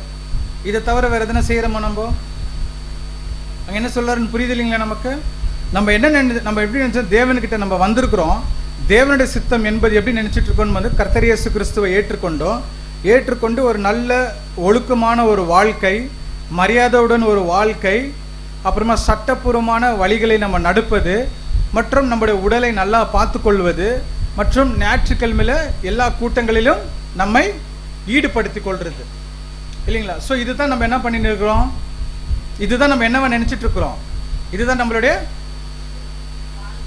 இதுதான் அர்ப்பணிப்பு, சத்தியத்துல வந்திருக்கிற அர்ப்பணிப்பு இல்லைங்களா? இதுதான் நம்ம இதை விட்டு எக்ஸ்ட்ரா எதனா பண்றோமா? பர்ஃபெக்ட் என்ன பண்றோம், இதை பண்றோம் இல்லைங்களா? தொடர்ந்து வாசிங்க சிஸ்டர். இவற்றை செய்யாதவர்கள் எல்லோரும் அழிந்து போவார்கள், அவர்களுக்கு எதிர்கால நம்பிக்கை எதுவும் இருக்காது என்று நாங்கள் நினைத்தோம். கரெக்ட் தானே? இதை யார் செய்யல, அவங்களுக்கு என்ன இல்லையா? எதிர்கால வாய்ப்புனா அந்த சபையை போய் அந்த உலகத்தை ஆசீர்வதிக்கக்கூடிய ஒரு வாய்ப்பு, அதாவது கிறிஸ்துவ கூட மனவாட்டியாக இருக்கக்கூடிய ஒரு வாய்ப்பு அங்கே இல்லைன்னு தான் நம்ம என்ன பண்ணிட்டு இருக்கிறோம், இல்லைன்னு நினைச்சிட்டு இருக்கோம். இதுதான் நம்மளுடைய அர்ப்பணிப்பு வாழ்ப்பு, இதுதான் நம்ம தேவனுக்கு செலுத்தக்கூடிய ஒரு ஸ்தோத்திரமாக நினைச்சிருக்கிறோம். ஆனா இங்க சகோதரர் அப்படியே ஒரு ட்விஸ்ட் இங்க காமிக்கிறார். இதை வாசிங்க சிஸ்டர். ஒழுக்கமான வாழ்க்கை மட்டும் அர்ப்பணிப்பு அல்ல என்றும், உண்மையான அர்ப்பணிப்பு என்பது மனிதனின் சொந்த சித்தத்தை முழுவதுமாக தேவனுக்கு கைவிடுவதாகும். என்றும் தெளிவுபடுத்தப்படுகிறது. என்ன சொல்றாருங்க? பெரிய ஒழுக்கமான வாழ்க்கை, மரியாதையுடன் வாழ்க்கை, நான் எந்த தவறும் பண்ணல, நான் கரெக்டாக தான் இருக்கேன், என்னோட நடத்தையில் நான் கரெக்டாக தான் இருக்கேன், எல்லா கூடுகைக்கு நான் வந்து அட்டன் பண்ணிக்கிறேன், எல்லாமே செய்கிறேன், இதுதான் என்னுடைய அர்ப்பணிப்பு வாழ்க்கை, இதுதான் நான் தேவனுக்கு செலுத்தக்கூடிய ஒரு ஸ்தோத்திரம்னு நம்ம எண்ணி கொண்டோன்னா, இங்க சகோதரர் என்ன எழுதுறாரு? அப்படி இல்லை. அப்ப நமக்குள்ள ஏன் பிரச்சனைகள், ஏன் மனஸ்தாபங்கள் ஏற்படுது?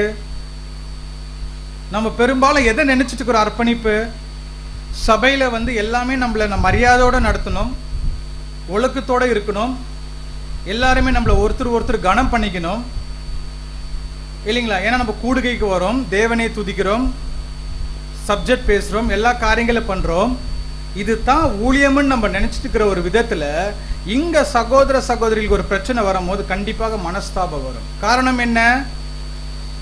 அர்ப்பணிப்பு என்பது நம்ம வெறும் கூடுறது, ஒரு ஒழுக்கமான வாழ்க்கை, நம்மளோட நடத்தை கரெக்டா இருக்கணும், இவ்வளவுதான் நம்ம வருத்தனால சில சச்சரவுகள் நமக்குள்ள வரும்போது சோர்வடைஞ்சிடுறோம். ஆனா இங்க என்ன சொல்றாரு? அதுக்கு மேலாக ஒரு படி போய் மனிதனுடைய சொந்த சித்தத்தை முழுவதுமாக தேவனுக்காக கைவிடுவது தான் நம்முடைய அர்ப்பணிப்புன்றார். அப்ப சொந்த சித்தத்தை கைவிடுவதுனா என்ன? இதுதான் நம்ம தேவனுக்கு செலுத்தக்கூடிய ஒரு ஸ்தோத்திர பலி. பாருங்க, அடுத்த நம்ம அந்த கண்டினியூஷன் பண்ண இதுல கீழே அந்த ரெட்ல இருந்து வாசிங்க சிஸ்டர். ஆனால் இது தேவனுடைய திட்டம் அல்ல, இப்போது நாம் இதைவிட சிறப்பாக கற்றுக்கொண்டிருக்கிறோம். எது தேவனுடைய திட்டம் இல்ல? இப்ப மேல இருந்து படிச்சோம் இல்லைங்களா? தேவனை ஏற்றுக்கொண்டு, கிறிஸ்துவை ஏற்றுக்கொண்டு, ஒரு நல்ல ஒழுக்கமான வாழ்க்கை, மரியாதையுடன வாழ்க்கை, இந்த அருமையான வார்த்தைகள் இங்க நல்லா இருக்கு. அதனால தான் மறுபடியும் படிக்க தோணுது. மரியாதையுடன வாழ்க்கை, சட்டப்பூர்வமான வழிகளை நடப்பது, உடலை நன்றாக கவனித்துக் கொள்ளுவது, ஞாயிற்றுக்கிழமை சபை கூடுவது, இதை செய்யலைன்னா மற்றவங்களுக்கு என்ன இருக்குதுங்களா? எந்த ஒரு எதிர்கால வாய்ப்பு இல்லை, அவங்க வந்து ஒரு தீர்ப்புக்குள்ள போயிடுவாங்க. இதை செஞ்சவங்க எங்க போயிடுவாங்களா? பரலோகத்துக்கு போயிடுவாங்க என்று சொல்லும் போது கீழே தான் எழுதுறாரு, இது தேவனுடைய திட்டத்திலேயே அவருடைய லிஸ்ட்லயே இல்லையா இந்த அர்ப்பணிப்பு. பாருங்களேன் எவ்வளவு எச்சரிக்கை அன்பானவர்களே. ரொம்ப எளிமையாக தான் எழுதியிருக்கிறார். ஆனா இது படிக்கும் போது தான் தெரியுது நம்முடைய அர்ப்பணிப்புக்கு எந்த அளவுக்கு நம்ம வளர்ந்துருக்கிறோம் இல்லைங்களா? அதாவது இந்த நினைவு கூறல நாளில் கூட நம்ம என்ன கவனிக்கணும்னு பார்த்தீங்கன்னா, என்னுடைய அர்ப்பணிப்பு எதுன்னு பார்த்தீங்கன்னா, என்னுடைய சொந்த விருப்பத்தையும், என்னுடைய சொந்த சித்தத்தையும், எனக்கு இருக்கிற சொந்த உரிமையும் விட்டு கொடுப்பதன் மூலியமா தான் இந்த அர்ப்பணிப்புக்குள்ள என்னால் வர முடியும் என்ற ஒரு விஷயத்தை நம்ம பார்க்குறோம். இல்லைன்னா எவ்வளோ வேணாலும் நம்ம தேவனுக்கு ஸ்துதி செலுத்தலாம், எல்லா விஷயங்களும் வேலை செய்யலாம், கிரியை செய்யலாம், பிரயாசப்படலாம், போதிக்கலாம், எல்லா விஷயங்களும் செஞ்சாலும் என் சொந்த சித்தத்தையும், என் சொந்த உரிமையும், என்னுடைய சுயத்தையும் நாம் பலி இடலைன்னா அது எந்த விதத்திலையும் பிரயோஜனம் அற்ற ஒரு ஊழியமாக ஆயிடும் என்றாருங்க. வாசிங்க சிஸ்டர். கிறிஸ்துவின் சபை விண்ணக சுதந்திரத்தை எப்போதாவது அடைய வேண்டுமானால் அது மனித இயல்பின் முழுமையான அழிவினாலும், அதன் ஆசைகள், விருப்பங்கள், சுயநல ஆர்வங்களை முழுமையாக கைவிடுவதினாலும். பாத்தீங்களா, ஒருவேளை பரலோக அழைப்பை நம்ம அடையணும்னா என்ன கிளியரா எழுதுறாருன்னா, இந்த மனித விழுந்து போன மனித சுபாவத்துக்கு இல்லைங்களா, மனித சுபாவத்துக்கு ஒருவேளை அது நன்மையாக தோன்றினாலும், அது சரியாக தோன்றினாலும், அது தப்பு இல்லை, ஆனா பாராட்டத்தக்கவைகள், அது தப்பு இல்லை, அது பண்ணான். ஆனா இதை நாம என்ன பண்ணுமா இத அர்ப்பணிக்கணும், பலி செலுத்தணும். இதுதான் மனிதர் இயல்பு, அந்த மனித சுபாவம் என்றோம் நம்ம இல்லைங்களா, அந்த ஹியூமன் நேச்சர். இந்த நம்முடைய விருப்பங்கள், ஆர்வங்கள் பாருங்கள் அன்பானவர்களே, இங்க நம்ம கொஞ்சம் ஹையா போய் கொஞ்சம் யோசிக்கலாம். உலகத்துல நம்ம வந்து இந்த காரியங்கள் நம்ம முடிஞ்ச அளவுக்கு நம்ம என்ன பண்ணியிருக்கிறோம், நம்முடைய மனித சுபாவத்தை மாத்திருக்கோம் இல்லைங்களா? அந்த அளவுக்கு நம்ம என்ன பண்ணல, நம்ம என்ன அனுதின தேவைக்காகத்தான் நம்ம வாழ்ந்து இருக்கோம் உலகத்துல. ஆனா இந்த மனித சுபாவம் இப்ப எங்க அங்கத்துல இருந்து இப்ப உலகத்துல போயாச்சு, இப்ப எங்க அதிகமா காணப்படுது?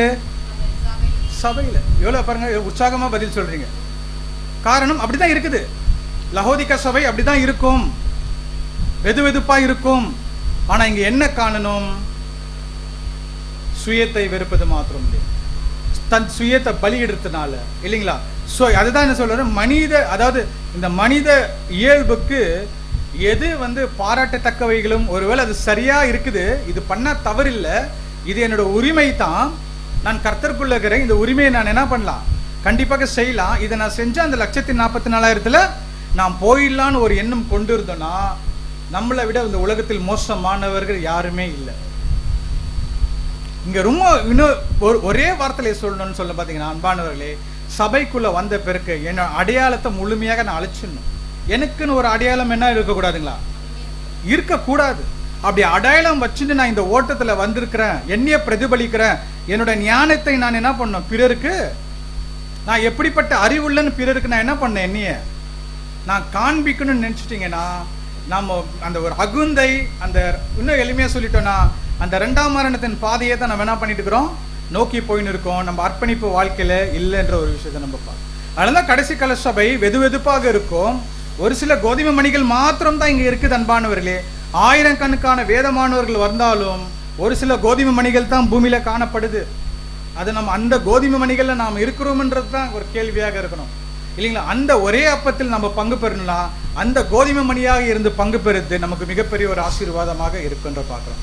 அதனால பாருங்க, அந்த அப்பத்தையும் திராட்சை ரசத்தை அரைக்கும் போது அதை சேர்த்து தான் என்ன பண்ணுவாங்க, அதை பிசைந்து சேர்த்து தான் அதை என்ன பண்ணுவாங்க, அதை க்ரஷ் பண்ணி என்ன பண்ணுவாங்க, ஒரு ஜூஸை கொண்டு வருவாங்க. தனித்தனி திராட்சைகளை என்ன பண்ண மாட்டாங்க, இல்லைங்களா? தனித்தனி கோதுமை மணிகளை போட்டு என்ன பண்ண மாட்டாங்க. அதை அரைச்சிட்ட பிறகு அங்க ஒரு பாருங்க, ஒரு 1000 கோதுமை மணி இருக்குன்னா அந்த 1000 கோதுமை மணி அடையாளம் அங்க காணப்படுமா? எல்லாம் ஒன்னாயிடும், எல்லாம் ஒரே சரீரமாக ஆயிடும். அப்ப சரீரத்து பக்தி விருத்துக்கு ஏதுவாக நம்முடைய சுயத்தை நம்ம விட்டு கொடுப்பது அது மிகுந்த ஒரு பிரயோஜனமாக இருக்குன்ற ஒரு விஷயத்தை நம்ம பார்க்கிறோம், இல்லைங்களா? ஒரு சபை அந்த வசனத்தை கூட நம்ம வாசிக்கலாம். 1 கொரிந்தியர் 8ஆம் அதிகாரத்துல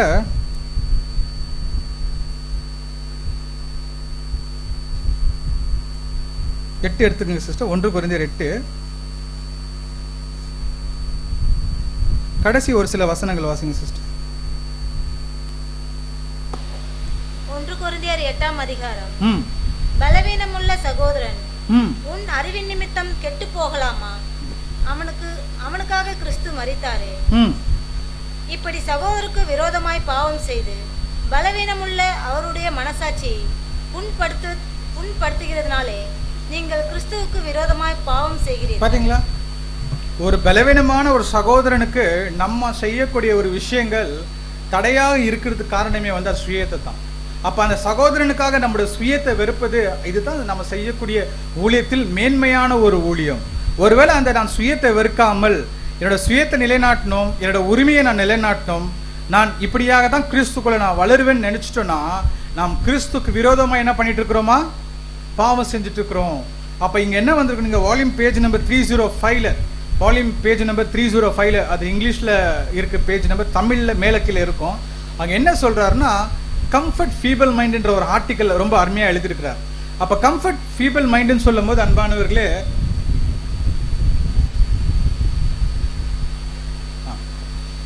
கம்ஃபர்ட் ஃபீபிள் மைண்ட்னு சொல்லும் போது சரீரத்துல ஏதாவது ஒரு சரீரம் குறைவாக இருந்தா அதை எந்த காரணத்துக்கும் நிராகரிச்சிடாதீங்க என்று எழுதுறாரு.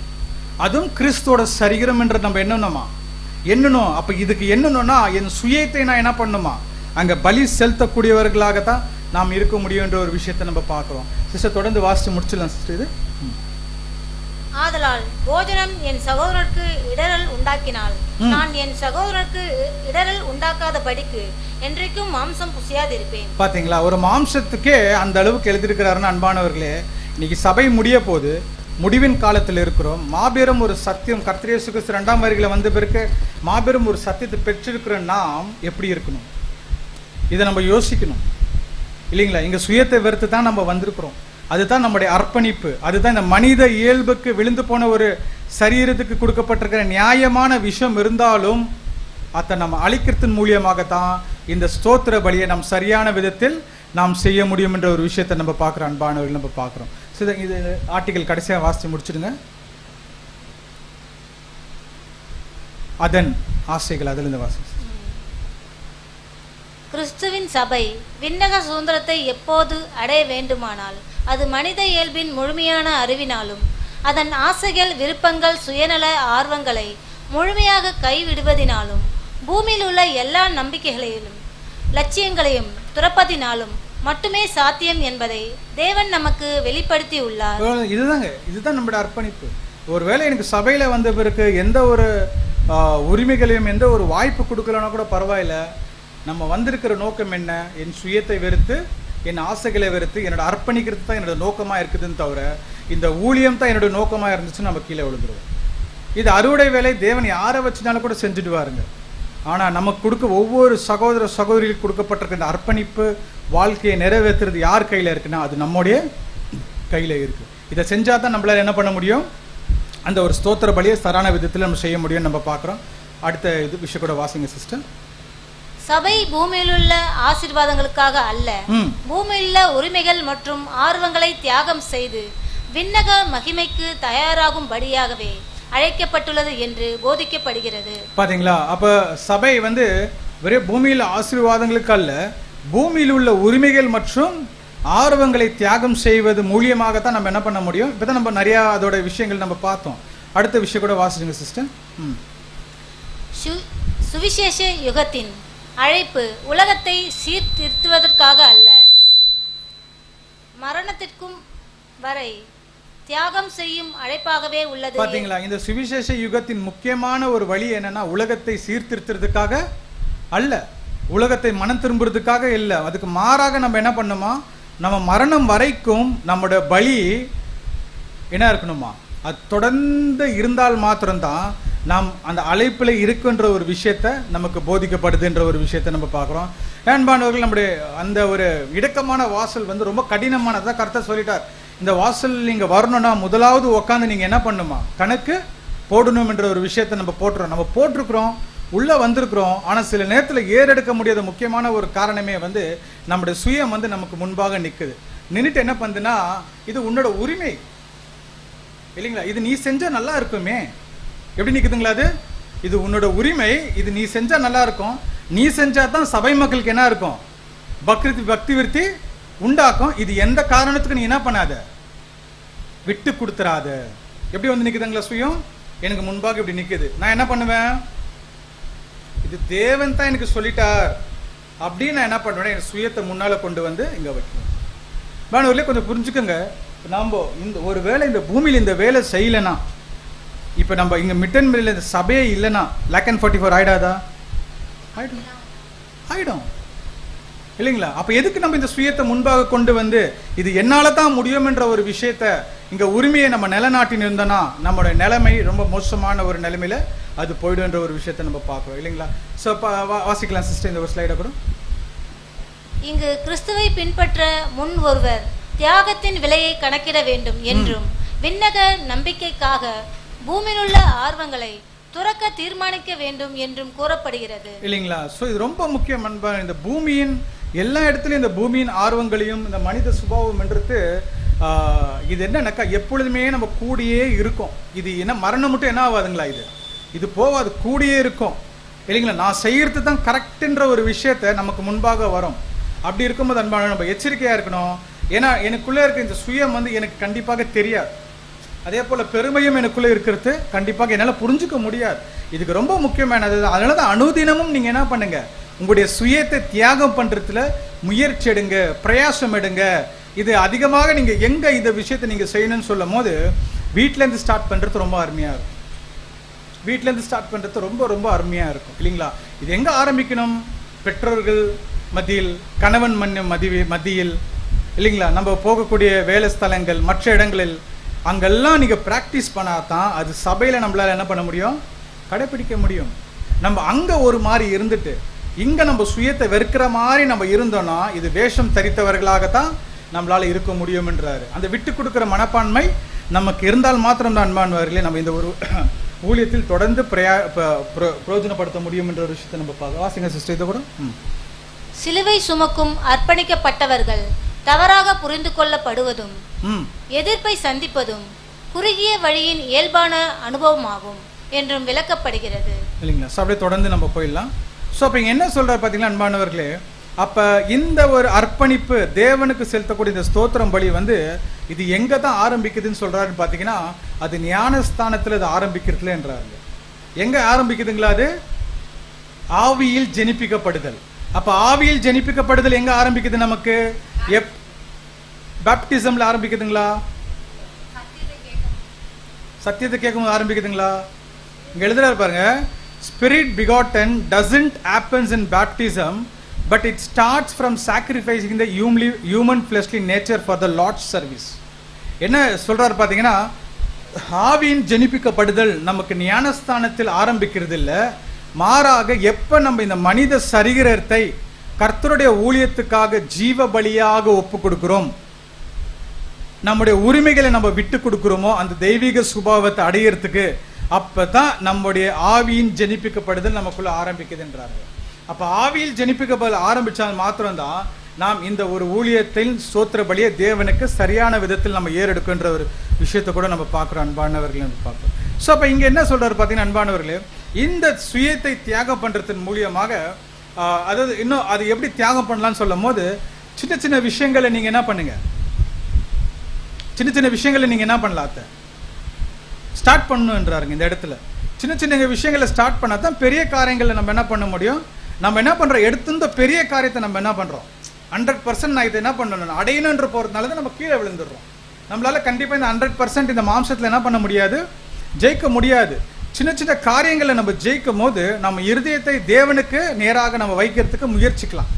அது வந்து ஒருவேளை நம்முடைய பலியை பூர்த்தி பண்ணுன்ற ஒரு விஷயத்தை கூட நம்ம பார்க்குறோம். ஸோ அப்போ இந்த பலிகள், இந்த சுய தியாகம், இந்த ஒரு நமக்கு கொடுக்குற இந்த சோதனை, இதெல்லாமே முக்கியமான ஒரு காரணமே வந்து நம்ம ஏற்கனவே பார்த்த மாதிரி தான் நாம் இந்த உலகத்தை ஆசீர்வதிக்கக்கூடியவர்களாக நம்ம இருக்கிறோம். பாருங்க, இந்த உலகத்தை ஆசீர்வதிக்கக்கூடியவர்களாக இருக்குன்னு சொல்லும்போது அவங்க பலவீனத்தில் இருக்கிறாங்க, ஒரு பரிதபிக்கப்பட்ட நிலைமையில இருக்கிறாங்க, அவங்கள ஆசீர்வதிக்கிறோம். அதே ஒரு மனப்பக்குவம் நம்மள சபையில கூட காணப்படணுன்றாருங்க. இங்கேயும் பலவீனங்கள் இருக்கிறாங்க, பலவீனத்துல நிறைய தடவை கீழே விழுவுறவங்களும் இருக்கிறாங்க இல்லைங்களா. அது சரீர பலவீனமும் சரி, ஆவிக்குரிய பலவீனங்களும் சரி. இப்படியாக இருக்கும் போது இந்த இடத்துல கூட அந்த விஷயத்தை நம்ம என்ன பண்ணணுமா, கடைப்பிடிக்கணும். அந்த விஷயத்தை கடைப்பிடிச்சா தான் நம்ம என்ன பண்ண முடியும்னா அந்த ஒருத்தரை பலப்படுத்தி நம்ம மேற்கொள்ள போக முடியும் என்றாருங்க. வசனம் வாசிக்கலாம் பாருங்க. 1 கொரிந்தியர் 12ஆம் அதிகாரம் 24, 25, 26 வாசிங்க சிஸ்டர். 1 கொரிந்தியர் 12ஆம் அதிகாரம் 24ஆம் வசனம் முதல்.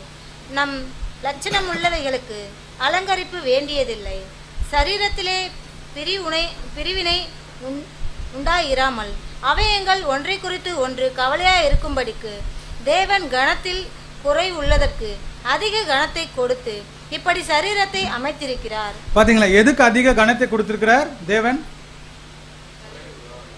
குறைவாக உள்ள விஷயத்துக்கு தான் தேவன் அதிக கணக்கு கொடுத்திருக்கிறாருன்னு சொல்லும் போது அன்பானவர்களே, நாம இங்க இருக்கிற எல்லாருமே குறை உள்ளவர்கள் தான் இல்லைங்களா, எல்லாமே பலவீனர்கள் தான். அதனால நம்ம ஒருத்தர் புரிஞ்சுக்கின்னு ஒருத்தரை தூக்கி விட்டு பலப்படுத்துறது தான் நாம் தேவனுக்கு செலுத்தக்கூடிய ஒரு ஸ்தோத்திர பலியாக நம்ம இருக்கின்ற ஒரு விஷயத்துக்கு கவனிக்கிற அன்பானவர்களே பார்க்கணும். ஸோ அப்போ கடந்த வருடம் முழுவதும் தேவன் நமக்கு காண்பிச்ச நன்மைகளுக்காக நாம் ஒருவேளை நம்முடைய வாழ்க்கையில சரியான விதத்தில் நம்ம ஸ்தோத்திரத்தை செலுத்திருந்தோம்னாக்கா நம்ம ஒரு லிஸ்ட் போட்டு பார்க்கலாம் இல்லைங்களா. என்ன லிஸ்ட் போட்டு பார்க்கலாம்னு சொல்லும் போது அன்பானவர்களே, ஒருவேளை சரியான விதத்தில் என்னோட வாழ்க்கையில நான் ஸ்தோத்திர பலி செலுத்தியிருந்தேன்னா எதெல்லாம் நான் இழந்திருக்கணும், எதெல்லாம் நான் பெற்றிருக்கணும் இல்லைங்களா. ஸோ அந்த பக்கம் பூமியிலான நஷ்டம் மாம்ச கணக்கு இல்லைங்களா, இந்த பக்கம் பார்த்தீங்கன்னா பரலோக லாபம் தேவனுடைய கணக்கு. ஒருவேளை நான் கடந்த வருடம் இந்த மெமோரியல் மட்டும் நான் ஒருவேளை தேவனுக்கு அர்ப்பணிப்பு வாழ்க்கைகளை வந்திருந்தேன்னா பூமியில் இருக்கிற விஷயங்கள் எனக்கு என்ன இருக்கணும், நான் இழந்திருக்கணும். இது இழந்தா எதை நான் பெற்றிருக்கணும், தேவனுடைய கணக்கை பெற்றிருக்கணும். அப்போ முதலாவது நம்மளை எதை இழக்க சொல்றாரு, உலக பதவி, மரியாதை, பெருமை, இழப்பு. அது இழந்தோன்னா எது நம்மளுக்கு கிடைச்சிருக்கணும், இயேசு கிறிஸ்துவின் அறிவு இல்லைங்களா. இது நம்ம கணக்கு போடணும். இப்போ இதை இழந்ததான் இது கிடைக்கும் இல்லைங்களா. கடந்த வருடம் நான் எதை இழந்திருக்கிறேன், ஏன்னா சில நேரத்தில் கடந்த வருடங்களை தியானிப்பது நமக்கு ரொம்ப நன்மையாக இருக்குன்றது கூட அவரோட ரைட்டிங்ஸில் எழுதுறாரு. ஸோ அது டைம் இல்லாதனால அதை ஸ்கிப் பண்ணிட்டேன். நெக்ஸ்ட்டு சுயநீதியும் மனித மேன்மையை நான் எழுந்திருந்தா எனக்கு விசுவாசத்தின் மூலம் வரம் நீதியை நான் பெற்றிருப்பேன். அடுத்தது பார்த்தீங்கன்னா ஒருவேளை மாமிசம் ஞானமும் பெருமையும் நான் எழுந்திருந்தா தேவனிடம் இருந்து வரம் ஞானத்தை நான் பெற்றிருப்பேன். சுகம் லகுவான வாழ்க்கை இழப்பு அதை நான் இழந்திருந்தேன்னா கிறிஸ்துவின் பாடுகளில் பங்கு பெறுதல். கிறிஸ்துவின் பாடுகள் எனக்குள்ள என்ன இருக்கும், வந்திருக்கும். எப்ப சுகத்தையும் லகுவான வாழ்க்கையை நான் இழந்திருந்தா. உலகத்தின் ஒப்புதல் இழப்பு நான் எழுந்தேன்னா தேவன் கூட, அதாவது உலகத்தோட நம்ம ஒத்து போகாமல் அதை நான் எழுந்ததுன்னா தேவன் கூட நம்ம ஒப்புதலுக்குள்ள நம்ம வந்திருப்போம் இல்லைங்களா. தற்காலிக பாடுகள், நித்திய மகிமையான கனம் பாரம். அடுத்தது பார்த்தீங்கன்னா சுயசித்தம் ஆசையும் கிறிஸ்துவை போன்ற சுபாவம். எப்போ சுயசித்தம் ஆசையம் எழுதுந்தா கிறிஸ்துவை போல சுபாவம் எனக்கு வந்திருக்கணும் இல்லைங்களா? ஒருவேளை தாமதம் அநியாயம் ஏமாற்றம் எனக்குள்ள வந்திருந்துன்னா தேவனுடைய உயர்த்தலுக்கான தயாரிப்பு எனக்குள்ள ஆயின்னு இருக்குது. எது வந்திருந்தா? தாமதம் அநியாயம் ஏமாற்றம் நமக்குள்ள நடந்திருந்தா தேவனுடைய உயர்த்தலுக்கான ஒரு தயாரிப்பு நமக்குள்ள நடந்துன்னு இருக்கு. கட்டுப்பாடு இழப்பு, அதிகமான விசுவாசம் சார்பும், கடைசி என்ன சொல்றாருன்னா கண்டிப்பு ஒழுக்கு பயிற்சியும் அது நமக்குள்ள இருந்திருந்தா இங்க நீதியின் சமாதான கனிகளை நம்ம என்ன பண்ணியிருப்போம்? அர்த்திருப்போம். இருந்துச்சுங்களா அந்த பக்கம் கருத்தெல்லாம்? அதெல்லாம் நம்ம என்ன பண்ணியிருப்போம்? எழுந்துதான் இதை பெற்றிருப்போம். எழுந்திருக்கிறோமா? ஒரு தலை மட்டும் ஆடுது இல்லைங்களா?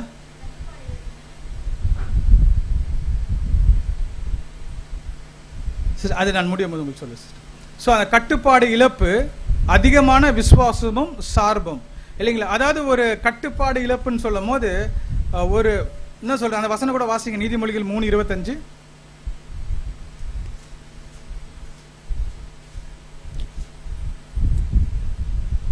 நீதிமொழிகள் 3:25. சடுதியான திகிலும் துஷ்டங்களின் பாழ்கடிப்பும் வரும்போது நீ அஞ்ச வேண்டாம். இந்த 3:5ங்களா? சாரி 3:5 சிஸ்டம், மன்னிக்கணும். நீதிமொழிகள் 3:5. நீதிமொழிகள் 3:5. உன் சுய புத்தி மேல் சாயாமல் உன் முழு இருதயத்தோடும் கர்த்தரில் நம்பிக்கையாய் இருந்து. அந்த கட்டுப்பாடு இல்லைங்களா? ஒருவேளை என்ன சுய புத்தியில நான் சார்ந்ததுன்னா ஒரு கட்டுப்பாடுக்குள்ள நான் இருப்பேன். அதை எழுந்திருந்தேன்னா இப்ப நான் அதிகமா யார் மேல சார்ந்து இருப்பேன்? தேவன் மேல சார்ந்தது. அதிகமாக எனக்கு என்ன வரும்? விசுவாசம் இல்லைங்களா? ஸோ இதெல்லாமே நம்ம அன்பானவர்களே, இது பார்க்கறதுக்கு ஒரு சாதாரணமான ஒரு லிஸ்டா இருந்தாலும் இது ரொம்ப ஒரு முக்கியமான ஒரு விஷயமாக நம்மளோட வாழ்க்கையில நம்மள இருக்கணும். ஒருவேளை இதெல்லாம் இழந்து இதெல்லாம் நான் பெற்றிருந்தா இந்த நினைவு கூறுதல்னால பங்கு பெறுத்து எனக்கு ஒரு ஆசீர்வாதமாக இருக்கும். ஒருவேளை இதெல்லாம் நான் இழக்கல அப்படின்னு சொன்னா அட்லீஸ்ட் வரக்கூடிய வருடத்தினால என்ன பண்ணணும்? நம்ம முடிஞ்ச அளவுக்கு இதை இழக்கிறதுக்கு நம்ம முயற்சிக்கணுன்ற ஒரு விஷயத்தை கூட நம்ம பார்க்குறோம். அன்பானவர்கள் நம்ம பார்க்குறோம். சார் வாசிங்க சிஸ்டர். இவ்வாறு வளர்ந்த ஒரு கிறிஸ்தவர் கடந்த ஒரு ஆண்டை பின்னோக்கி பார்த்தால் வாழ்க்கையின் புயல்களையும் வெயிலையும் துக்கங்களையும் சந்தோஷங்களையும் கண்ணீரையும் சிரிப்பையும் நினைவு கூறுகிறார். பாத்தீங்களா? அப்ப கடந்த ஆண்டை நினைவு கூர்த்து நம்மளுக்கு ரொம்ப முக்கியம். ஏதோ ஒரு ஆண்டு போச்சு, நம்ம இன்னொரு ஆண்டுக்குள்ள வந்துட்டோம், தொடர்ந்து ஊழியத்துக்குள்ள ஓடிட்டு இருக்கிறோன்னு சொல்லும் போது இங்க என்ன ஆயிடுச்சுன்னு பாத்தீங்கன்னா இது ஒரு பழக்கமா ஆயிடுன்னு சொல்லும் போது ஆவிக்குரிய ஒரு நிலைமைக்கு நம்மள எந்த விதத்திலையும் இது கொண்டு போகாது. அப்ப கடந்த ஆண்டுல என்னென்ன நம்ம பின்னோக்கி கீழே விழுந்திருக்கிறோமோ, எதுல எல்லாமே வளர்ந்துருக்கிறோமோ அதெல்லாம் கணக்கு போட்டு வாழ்றது அன்பானவர்களே நம்ம இந்த தேவனுக்கு செலுத்தக்கூடிய ஒரு ஸ்தோத்திர பலியாக இருக்கும். ஆனா இந்த ஒரு கணக்கு போடுறதுலயும் தேவனுக்கு ஸ்தோத்திரம் செலுத்துறதுலயும் தேவனுக்கு அர்ப்பணிக்க செலுத்துறதுலயும் சில தடைகள் நமக்கு இருக்குது, சில சிக்கல்கள் நமக்கு இருக்கு. என்ன சிக்கல்கள் இங்க இருக்குதுன்னு பாத்தீங்கன்னா என்ன சிக்கலாக இருக்கலாம் நமக்கு? பாருங்க, எல்லா சத்தியம் தெரிஞ்சிருக்குது, எல்லா விஷயம் அறிஞ்சிருக்கோம், நல்லா படிக்கிறோம், எல்லாமே புரிஞ்சு கொள்றோம். என்ன தடையாக நமக்கு இருக்குது இந்த ஸ்தோத்திர பலியை செலுத்துறதுக்கு? ஏற்கனவே சொல்லுதான், இந்த ஸ்தோத்திர பலி நமக்குள்ள இல்லைன்னா நம்ம பார்த்தோம் இல்லைங்களா இவ்வளவு நேரமா, இந்த ஸ்தோத்திர பலி நமக்குள்ளனா அதிகமாக மன அழுத்தம் நம்மளுக்கு காணப்படுது, சமாதானமே இல்லை, ஒரு விசுவாசம் குறைபாடு, எப்போ பார்த்தாலும் அந்த சண்டை சச்சரவுகள், எப்பொழுதுமே ஒரு நம்முடைய என்ன சொல்றது ஒரு முகத்தை பார்க்கும் போதே நம்மளை கண்டுபிடிச்சிடலாம், நம்மளோட சைக்காலஜிக்கல் ஃபேக்டர் என்று இருக்கும்போது இல்லைங்களா, எப்பொழுதுமே ஏதோ ஒரு இழந்துட்டு தேடிட்டு இருக்கிற மாதிரியே நம்ம இருப்போம் இல்லைங்களா. இதுக்கெல்லாம் காரணம் என்ன? இதெல்லாமே அர்ப்பணிப்பு வாழ்க்கைக்கு தடைத்தான். தேவனுக்கு ஸ்தோத்திரம் செலுத்துறதுக்கு எல்லாமே ஒரு தடையாகத்தான் இருக்குது. என்ன சிக்கல் நம்ம கிட்ட காணப்படுது? என்ன சிக்கல் இருக்கலாம்?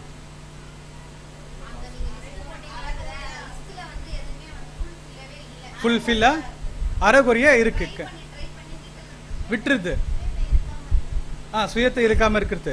இதுக்கெல்லாம் காரணம் என்னவா இருக்கலாம் இல்லைங்களா? ஒன்ன பிடிச்சிட்டுனா இது பண்றதுக்கு நம்ம முயற்சிக்கலாம். என்னவா இருக்கலாம்னு சொல்றாருன்னு பாத்தீங்களா தடைகளுக்கு? வாசிக்கலாம் சிஸ்டர், இது ரீப்ரிண்ட் நம்பர் 5/3/22. சபையில் பலருக்கு இருக்கும் சிரமம் என்னவென்றால் மற்றவர்கள் செய்வதையே போற்றத்தக்க ஒன்றை செய்ய அவர்கள் ஆசைப்படுவதுதான். புரிஞ்சுச்சுங்களா? என்ன தடையுங்களா? இன்னொருத்த பண்றத நம்ம அது மேல ஆசைப்படுறோமா? ஏன் ஆசைப்படுறோம்? ஏன் ஆசைப்படுறோம்? மாம்ச இச்சை, கரெக்ட். நமக்கு மாம்ச இச்சையில் சொல்ல முடியாது. ஏன் ஆசைப்படுறோம்? அங்க எழுதிருக்காருங்களா, அது போற்றக்கத்தக்க ஒன்றை. என்னதுங்களா? அந்த வேலை செஞ்சா தான் சபை மக்கள்னால நான் என்ன பண்ணுவேன்? போற்றப்படுவேன். நான் யாருன்னு சபையில தெரியும். அதனால தான் என்னோட ஆசை எது மேல போய் விழுதான்? அந்த வேலை மேல போய் விழுவுதான். அந்த வேலை எனக்கு கிடைக்கலன்னா நான் என்ன பண்ணிடுவேன்? கோபம் வரும், சோர்வம் வந்துடும், அப்படியே எதுலையும் ஈடுபடாத இருந்துருவோம். அங்கே அருமையான வார்த்தை டிப்ரெஷன் இல்லைங்களா? இன்னைக்கு இருக்கிறது அதுதான். நம்மளுக்கு கிறிஸ்துவோட இம்ப்ரெஷனுக்கு பதிலாக அதிகமாக டிப்ரெஷன் தான் நமக்கு காணப்படுது இல்லைங்களா? ஸோ அப்போ இதுதான் ரொம்ப முக்கியம் காரணம் என்றாருங்க. சபையில் பலருக்கு இருக்கும் சிரமம் என்னவென்றால், மற்றவர்கள் செய்வதையே போற்றத்தக்க ஒன்றை செய்ய அவர்கள் ஆசைப்படுவதன் மூலியமாகத்தான். இப்ப புரிஞ்சுச்சுங்களா? அர்ப்பணிப்புக்கு ஸ்தோத்திரத்துக்கு எது தடை? இன்னும் எளிமையா சொல்லிட்டோம்னா, கிறிஸ்துவை ஆல்ரெடி நம்ம பார்த்துட்டு தான் இருக்கிறோம். என்ன இங்க புரிஞ்சுக்கணும், எனக்கு இந்த ஊழியத்தில் என்ன பங்கு, எனக்கு இந்த ஊழியத்தில் செய்யத்தக்க என்ன திறன் இருக்கு, என்னோட கெப்பாசிட்டி என்ன, என்னுடைய இந்த ஊழியத்தில் நான் செய்யக்கூடிய என்னால் எவ்வளோ தான் செய்ய முடியும் அதை நான் புரிஞ்சுக்கணும். என்னால் இவ்வளோ தான் இந்த ஊழியத்தில் என்ன பண்ண முடியும், செய்ய முடியும். இந்த விஷயத்தை நம்ம புரிஞ்சுக்கொள்ள அன்பானவர்களே, மற்றவர்களுடைய விஷயத்திலையும் மற்றவர்களுடைய வேலையிலும் அது ஒருவேளை போற்றத்தக்கதாக இருந்துச்சுனால கூட நான் அதை கவலையே பட மாட்டேன். ஏன்னா அதெல்லாம் சொல்றேன், உண்மையான அர்ப்பணிக்கப்பட்டவர்கள் அறியப்படாமலும் அறியாமலும் சபையில் அவங்க காணப்படுவார்கள் என்ற விஷயத்தை நம்ம தெளிவாக புரிஞ்சுட்டோன்னா, நம்மளோட அர்ப்பணிப்பை எந்த புயல் வெயில் வந்தாலும் கரெக்டாக தேவனிடத்தில் ஸ்தோத்திர பலியாக நம்ம செலுத்தக்கூடியவர்களாக இருக்கும். கொஞ்சம் ப்ராக்டிக்கலாக நம்ம யோசிச்சோன்னா பாருங்க, நம்ம கிட்ட இந்த அர்ப்பணிப்பு வாழ்க்கை இல்லை, இந்த ஸ்தோத்திர பலி இல்லை, குறைவு பண்ணும் போது இதுக்கு ஒரு சின்ன சின்ன எக்ஸாம்பிள்ஸ் சொல்லலாம். ஜெப வாழ்க்கை இன்னைக்கு என்ன ஆயிடுச்சு? கம்மி ஆயிடுச்சு. சபைக்கு உற்சாகத்தோட வரத்து என்ன ஆயிடுச்சு? கம்மி ஆயிடுச்சு. காரணம் என்ன? சுயம் இப்படி நிக்குது. எனக்கு இந்த வேலையை கூட நான் வந்து செய்யறேன், வேலையை கொடுக்கலையா என்னோட பிரகாரம் நான் என்ன வரேன், ஆனா நான் சபையில இருக்கிறேன், சபைக்கு வருவேன், எல்லாமே பண்ணுவேன், ஆனா என்னோட பிரகாரம் தான் நான் பண்ணுவேன். இப்படி நிக்குது சுயம் இல்லைங்களா? அப்ப இது சுயம் நிக்கிற காரணம் என்ன? எனக்கு போற்றத்தக்க ஒரு வேலையை கொடுங்கன்றது என்ன பண்ணுங்க சுயம் இங்க கேக்குது. இதுதான் சபையில் நிற்கக்கூடிய மிகப்பெரிய ஒரு தடை என்றாருங்க. அதை ரசல் பக்கர் என்ன அருமையா சொல்றாருன்னா, சரி ஜூலை 1ஆம் தேதி மன்னா எடுத்துக்கங்க சிஸ்டர். அதுல ஜூலை 1ஆம் தேதி மன்னா தமிழ்ல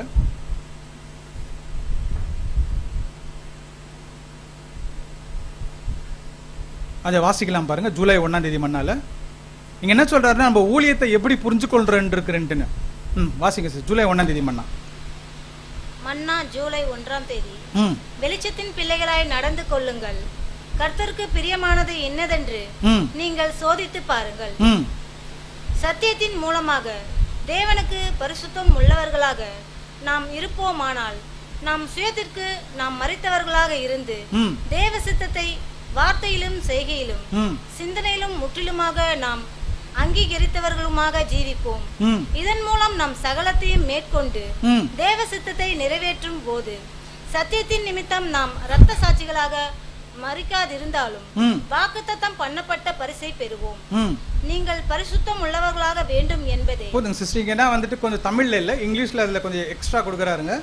தமிழ் பண்ணாலும் இங்கிலீஷ்ல இருக்கிற முக்கியமான வார்த்தைகள் தமிழ்ல வருத்துல இல்லைங்களா? இங்கிலீஷ்ல என்ன ரொம்ப அருமையா சொல்றாருன்னா, அதாவது தேவனுடைய சித்தத்தை செய்யறதுக்கு தான் இங்க வந்துட்டு ஜெயம் கொள்றவனாக இல்லைங்களா? ஒருவேளை எனக்கு பிரசங்க பண்ற வாய்ப்பு கிடைக்கலனாலும், தரிதரனுக்கு என்னால உதவி செய்ய முடியலனா கூட, இரத்த சாட்சியாக நான் மறிக்கலனா கூட, தேவனுடைய சித்தம் என்னன்னா பரிசுத்தமாகறதே தேவனுடைய சித்தமா இருக்கு. இதை செஞ்சுட்டாலும் போதும், நீங்க என்ன பண்ணிடுங்க, அதுல ஜெயம் கொள்ளுவர்களாக நீங்க வந்துருவீங்கன்ற ஒரு இங்க ஆர்டர் சகோதரிங்க எழுதுறாருங்க.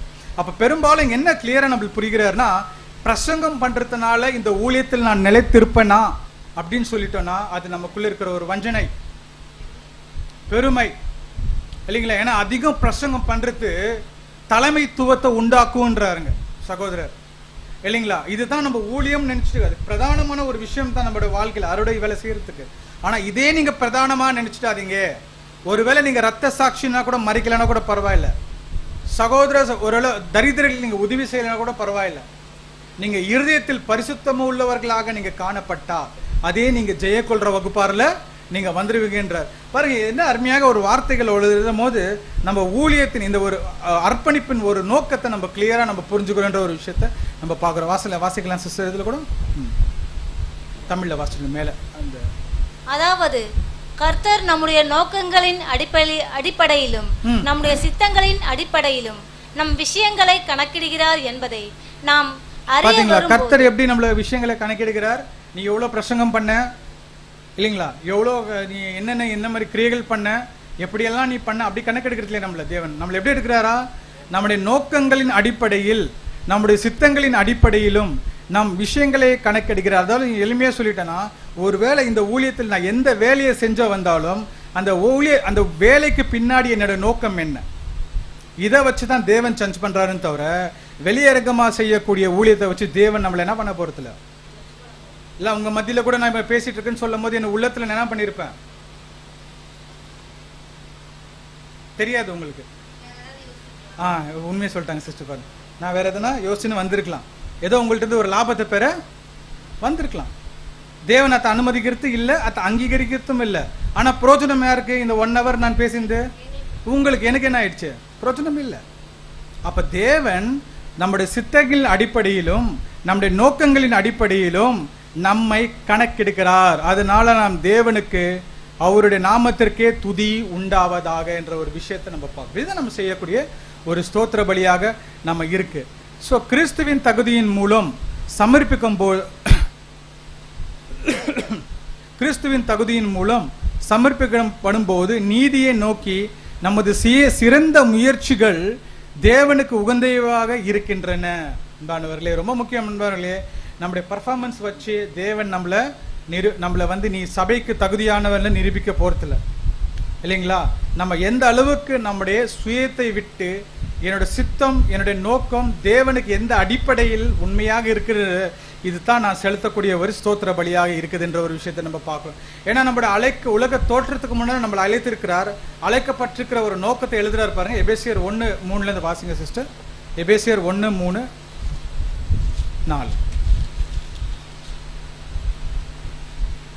எபேசியர் 1:3 நம்முடைய கர்த்தராகிய இயேசு கிறிஸ்துவின் பிதாவாகிய தேவனுக்கு ஸ்தோத்திரம்.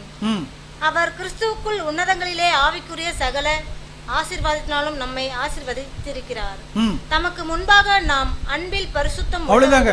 தமக்கு முன்பாக நாம் அன்பில் பரிசுத்தம் உள்ளவர்களாக குற்றமற்ற இல்லவர்களாக இருப்பதற்கு அவர் உலக தோற்றத்துக்கு முன்னே கிறிஸ்துவுக்குள் நம்மை தெரிந்து கொண்டபடியே இல்லைங்களா. அப்ப அந்த அன்பில் பரிசுத்தம் ஆகிறது என்பது தேவனுடைய இந்த தெய்வீக அன்பு, எதை வேணாலும் சகிக்கக்கூடிய ஒரு அன்பு இல்லைங்களா. எப்படிப்பட்ட பலவீனர்களையும் பாவிகளையும் தாங்கக்கூடிய ஒரு அன்பு இல்லைங்களா. பாவிகளுக்காக இறங்கி வந்த அன்பு இல்லைங்களா. பாவிகளை தூக்கி விடுகிற அன்பு, பாவிகளுக்கு ஜீவனை கொடுக்கிற அன்பு. இந்த அன்பு நம்ம மத்தியில் என்ன பண்ணுமா காணப்படணும். இதுக்கு மாத்திரம் தான் தேவன் அழைச்சிருக்கிறார். அதுதான் இந்த ஸ்தோத்திர பலியை சரியான விதத்தை நம்ம செலுத்தணும்னா இந்த அன்பில நாம் வளர முடியும் என்ற ஒரு விஷயத்தை நம்ம பார்க்கணும். அன்பானவர்களே, இதுதான் நாம் தாவீது சொன்னது போல, தேவனே நான் எனக்கு செஞ்ச நீங்க சகல உபகாரத்துக்காகவும் நான் என்னத்தை செய்வேன், ரட்சிப்பின் பாத்திரத்தை கையில் எடுத்துக்கொண்டு உம்முடைய நாமத்தை நான் தொழுது கொள்வேன். இப்ப ரட்சிப்பின் பாத்திரம் நம்ம சொல்லிட்டோம். இதுதான் நம்ம தேவனுக்கு ஏறெடுக்கிற ஸ்தோத்திர பலின்னு சொல்லும் போது நம்ம இவ்வளவு படிச்சோம் இல்லைங்களா. நம்மளுடைய அர்ப்பணிப்பு வாழ்க்கைன்றது நம்ம படிச்சிருக்கிறோம். சபைக்கு வரத்து ரெகுலரா அட்டன் பண்றதுனாலையும் அதனால ரெகுலர் அட்டன் பண்ணாத வந்தாதீங்க, அப்படி சொல்ல வரல. இதுவே நீங்க பிரதானமாக நினைச்சிடாதீங்க. உங்களுடைய சுயத்தை, மனித இயல்பை, சுபாவத்தை, சுயத்தை விட்டு பலியிடுகிறது தான் நம்மளுடைய வேலையாக இங்க காணப்படுது. இதுதான் பரிசுத்தம் என்ற ஒரு விஷயத்தை கூட இங்க நம்ம பார்க்கிறோம். ஸோ இந்த பாத்திரத்துக்கு பேரு தான் என்ன கொடுக்குறாருன்னா ஸ்தோத்திர பலின்னு சொல்லலாம், ரட்சிப்பின் பாத்திரமும் சொல்லலாம், மரணத்தின் பாத்திரமும் சொல்லலாம். இதுதான் நம்முடைய அர்ப்பணிப்பை நிறைவேற்றுறது கூட நம்ம சொல்லலாம். இதுதான் முதல் பாகம் ஸ்தோத்திர பலி. இரண்டாவது பாகம் தீர்மானங்களை பத்தி நம்ம படிக்க போறோம். அது ஒரு காலவர் படிச்சு முடிச்சிடலாம். வசனம் வாசிங்க சிஸ்டர். 17-18 சங்கீதம் 116 116 சங்கீதம் 17 வசனம் முதல். நான் உமக்கு ஸ்தோத்திர பலியை செலுத்தி கர்த்தருடைய நாமத்தை தொழுது கொள்வேன்.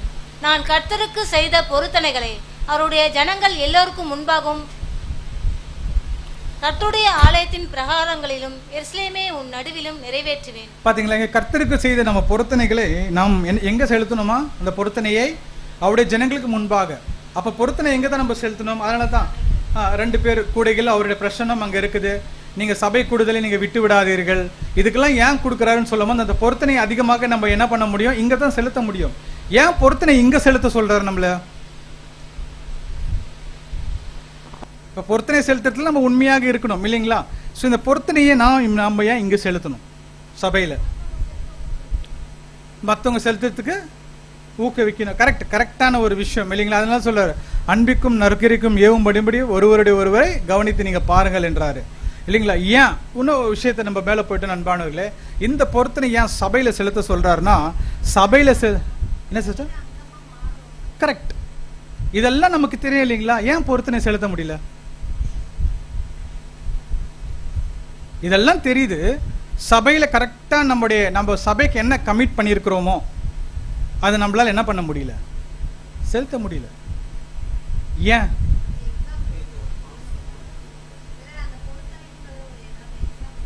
இப்ப சின்ன ஒரு விஷயத்துல நம்ம எடுத்துக்கலாம். சபைக்கு டைமுக்கு வரது எடுத்துக்கலாம் இல்லைங்களா? கூடுகையில கலந்துக்கிறது எடுத்துக்கலாம். ஆன்லைன் கூடுகை, நிறைய கூடுகைகள் இருக்குங்களா? இது ஒரு ஸ்டார்டிங் பொருத்தனை நம்ம செலுத்தக்கூடிய ஒரு விஷயம் சபை கூடுதல்ல. இந்த பொருத்தனை நம்மளால ஏன் செய்ய முடியல? ஆரம்பத்தில் செஞ்சோம் இல்லைங்களா? இப்ப ஏன் செய்ய முடியல? அதெல்லாம் சொல்றாரு, சபைக்கு முன்பாக உங்களோட பொருத்தனை செலுத்துன்னு சொல்லும் போது இங்க சபைக்கு முன்பாக ஏன் பொருத்தனை செலுத்த சொல்றாருன்னா, வசனம் வாசிக்கலாம் பாருங்க. 1 பேதுரு 4ஆம் அதிகாரம் 12ஆம் வசனத்தை கூட வாசிக்கலாம். 1 பேதுரு 4:12 பைபிள்ல இருந்து வாசிடுங்க சிஸ்டர்.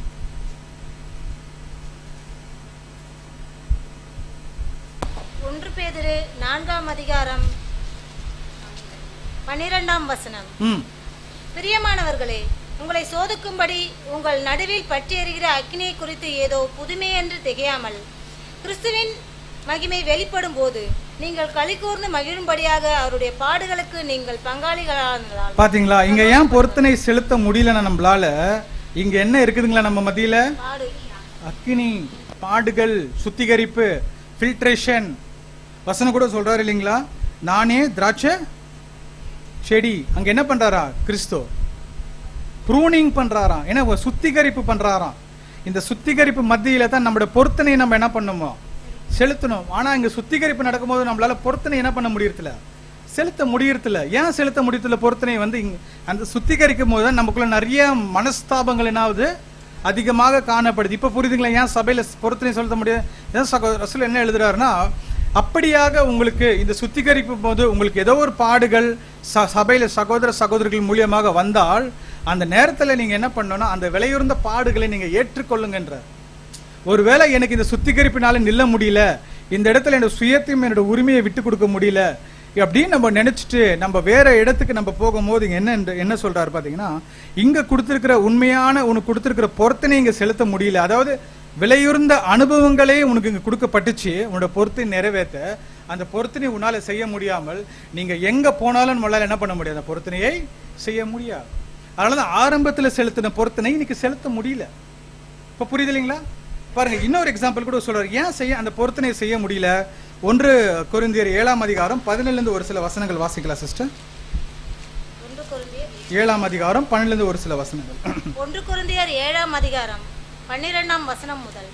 மற்றவர்களை குறித்து கர்த்தர் அல்ல, நானே சொல்லுகிறதாவது, சகோதரனுடைய மனைவி அசுசியா இருந்தும் அவிசுவாசியா இருந்தும் அவனுடனே வாசமாய் இருக்க அவளுக்கு சம்பந்தம் இல்லாதிருந்தால் அவன் அவளை இல்ல 1 கொரிந்தியர் 7:17ங்களா சிஸ்டர்?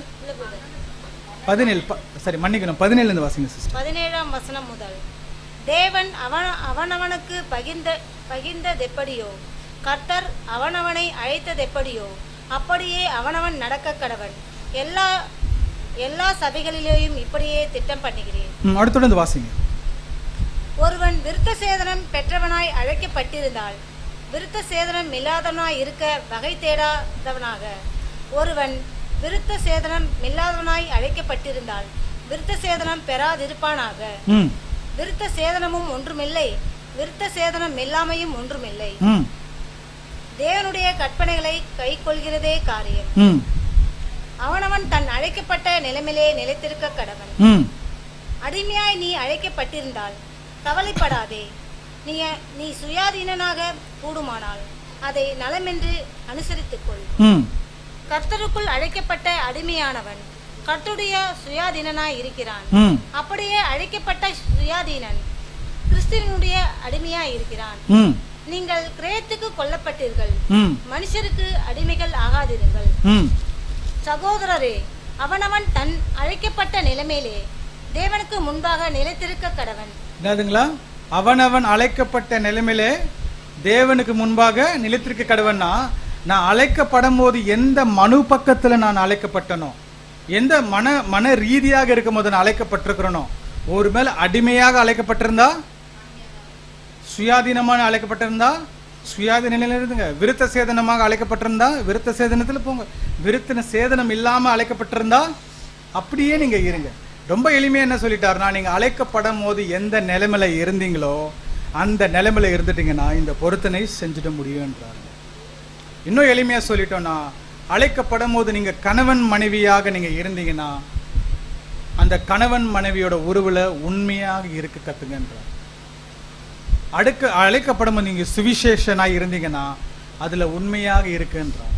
அதே போலதான் அழைக்கப்படும் போது என்ன எந்த ரீதியில தேவன் இங்க கொண்டு வந்து வச்சிருக்கிறார், இந்த மன ரீதியிலே நம்ம வளர்ந்துட்டோம்னா கண்டிப்பாக அந்த பொருத்தனை செலுத்திடலாம். ஏன் அந்த பொருத்தனை நம்மளுக்கு செலுத்த முடியல அப்படின்னு பார்க்கும்போது, நம்ம அழைக்கப்பட்டிருக்கிற நிலைமையில இருந்து நம்ம என்ன பண்ணிக்கிறோம்னா கொஞ்சம் முன்னாடி போய் எதிர்பார்ப்புகளை பார்க்குறோம். என்னதுங்களா? எதிர்பார்ப்பு, எக்ஸ்பெக்டேஷன்ஸ். இவ்வளோ வருஷம் நான் இருக்கிறேன், எனக்கு இந்த சபையில் என்ன இல்லை அப்படின்னு ஒரு எதிர்பார்ப்பு இருக்கு இல்லைங்களா? அந்த எதிர்பார்ப்பு என்ன ஆயிடும்? போயிடும். சில காலங்கள் பாருங்க அன்பானவர்கள், நீங்க யோசிச்சு பார்க்கலாம். நம்ம வாழ்க்கையில் நடந்திருக்கோம், நம்ம வந்து சில எதிர்பார்ப்புகள் நிறைய வந்திருக்கோம், நமக்கு அறியாமல் என்ன பண்ணியிருக்கோம் வந்திருக்கோம். அந்த எதிர்பார்ப்பு சடனா குறைஞ்சிட்டு இருக்கோம். அதனால என்ன பிரயோஜனம் இல்லைங்களா? அப்படி நம்ம நடந்திருக்கு இல்லைங்களா? வந்திருக்கும் நிறைய எதிர்பார்ப்போட வந்திருப்போம் இல்லைங்களா? இதை செய்யணும் அதை செய்யணும் தேவனுக்குன்னு நிறைய செஞ்சுட்டு இருப்போம். ஒரு காலம் வந்த பிறகு தேவன் நம்மளை அமைதியா உட்கார வச்சுட்டு இருப்பார். ஒண்ணுமே கிடைக்காது, எந்த வாய்ப்புகளே கிடைக்காது, அப்படியே இருப்போம். ஏன்?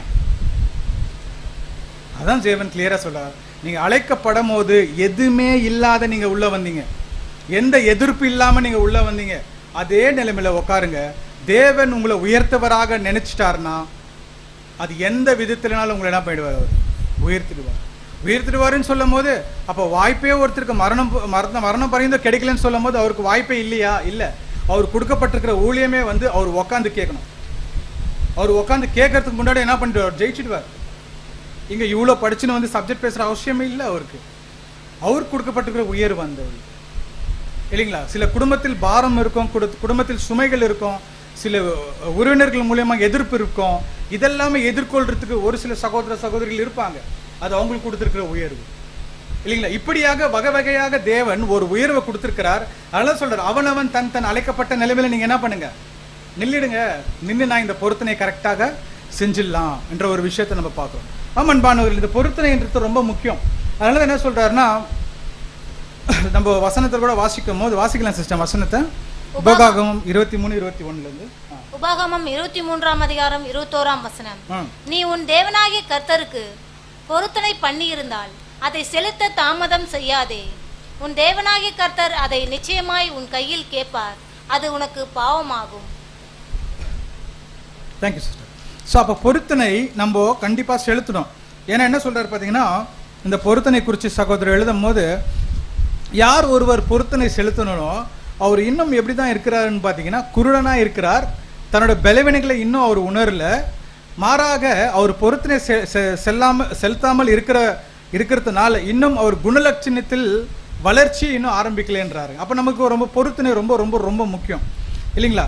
ஸோ அப்போ இந்த பொருத்தனையை வந்து கண்டிப்பாக நீங்கள் செஞ்சுருப்பீங்க. ஆவிக்குரிய பொருத்தனை இந்த வருஷத்தில் ஜெபம், வேத வாசிப்பு, நம்ம அநேக விஷயங்கள் நம்ம செஞ்சுருப்போம். முடிஞ்ச அளவுக்கு இந்த வருஷத்துலாவது நம்ம என்ன பண்ணலாம்?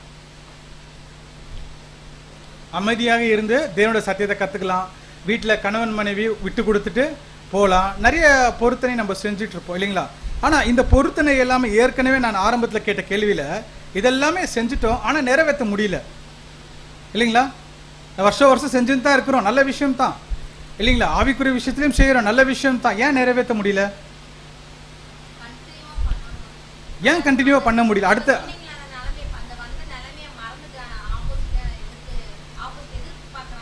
எதிர்பார்ப்பு, எக்ஸ்பெக்டேஷன்ஸ் இல்லைங்களா? மறந்துட்டோம் இல்லைங்களா? ஏன் இதெல்லாம் வருது?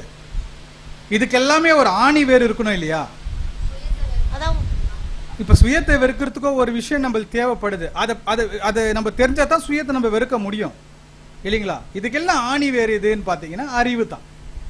ப்ராப்பரான அறிவு நமக்கு தேவை, அண்டர்ஸ்டாண்டிங், புரிஞ்சு கொள்ளுதல், ஞானம் இல்லைங்களா? இந்த அறிவை வந்து தவறாகவும் பயன்படுத்தலாம், சரியான ரீதியிலும் பயன்படுத்தலாம். தேவன் நம்ம கையில் கொடுத்துட்டு இருக்கிறார் அந்த அறிவை. என்ன சொல்லும் போது அறிவு என்ன உண்டாக்குமா? இருமாப்பை உண்டாக்கும். அது கூட அன்பை செலுத்தணும்னா பக்தி விருத்தி. இதுதான் வந்து அந்த ஒரு கான்செப்ட். இதை நீங்கள் கரெக்டாக புரிஞ்சுக்கணும், நம்ம இந்த பொறுத்தனை நம்ம செலுத்தலாம். பட் இந்த அறிவை நம்ம பெறணும் இல்லைங்களா? இப்போ அறிவை பெறுறதுனால இப்போ நாங்கள் வாரம் இப்போ சகோதரர்கள் வந்து உங்கள் மத்தியில் சப்ஜெக்ட் பேசுகிறோம், ஆன்லைனில் பேசுகிறோம், மற்ற எல்லா காரியங்களில் பேசுகிறோம். எவ்வளோ வருஷமாக நம்ம இங்கே பேசிகிட்டு இருக்கிறோம்? வந்து எனக்கு தெரிஞ்ச ஒரு 7-8 வருஷமாக நானும் இங்கே வந்துட்டு தான் போகிறேன். இப்போ 7-8 வருஷமாக நான் எடுத்த பாடங்கள் உங்களுக்கு ஞாபகம் இருக்கா? எல்லாமே ஞாபகம். சரி, போன வாரம் எடுத்த பாடம் இருக்கு இல்லைங்களா? ஏன் அப்ப இந்த பாடங்கள்லாம் நம்ம எடுக்கிறோம், தொடர்ந்து நம்மளால என்ன பண்ண முடியல? ஏன்? செயல்முறைப்படுத்தலாம் இல்லைங்களா? ஏன் பண்ண முடியல? அதுக்கு தான் அதோட வேர் என்ன, அதை கண்டுபிடிக்கணும் இல்லைங்களா?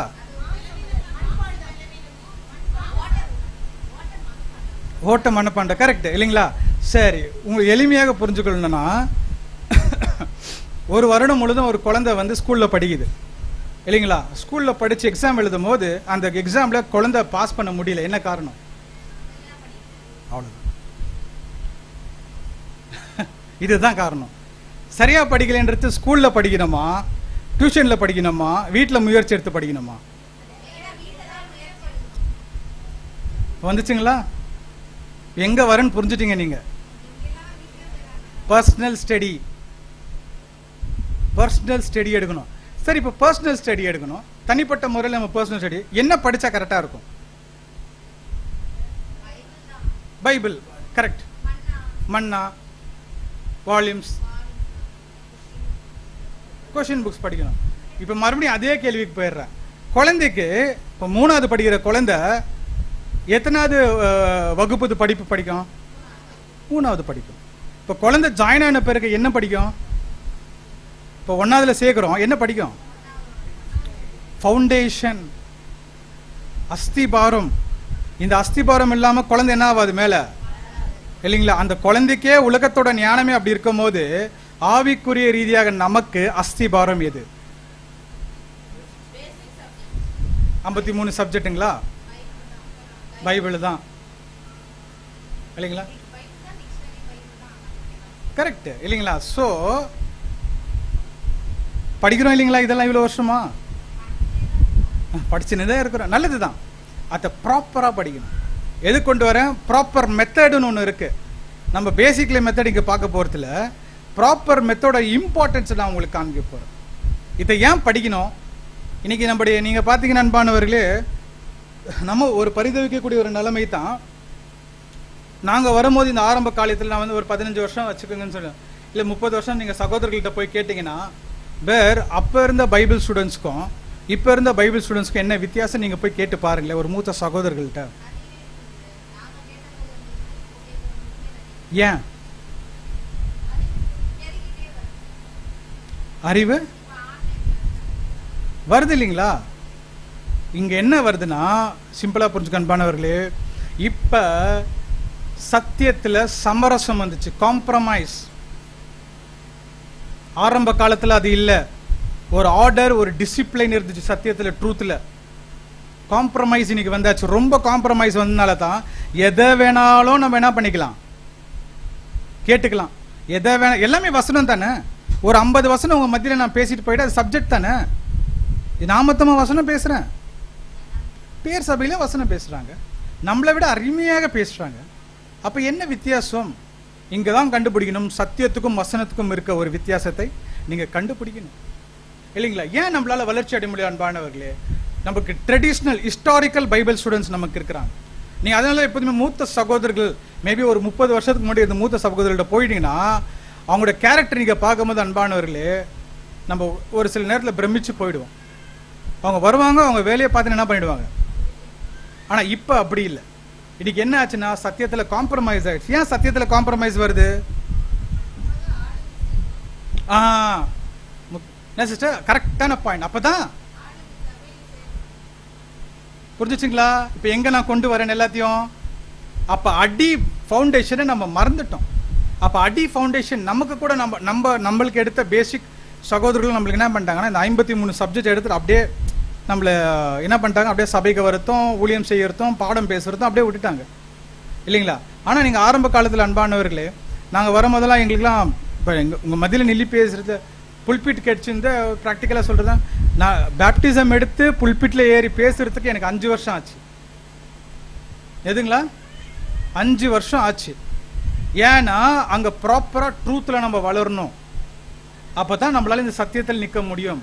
அப்ப எப்படி நிக்க முடியும் இந்த சத்தியத்துல? அப்ப நம்ம பார்க்கும் போது அன்பானவர்களே, நம்ம ஒவ்வொரு ஸ்லைடை நம்ம படிச்சுன்னு நம்ம போலாம். வாசிக்கலாம் சிஸ்டர். இல்ல சிஸ்டர் மன்னிக்கணும், இது இல்ல.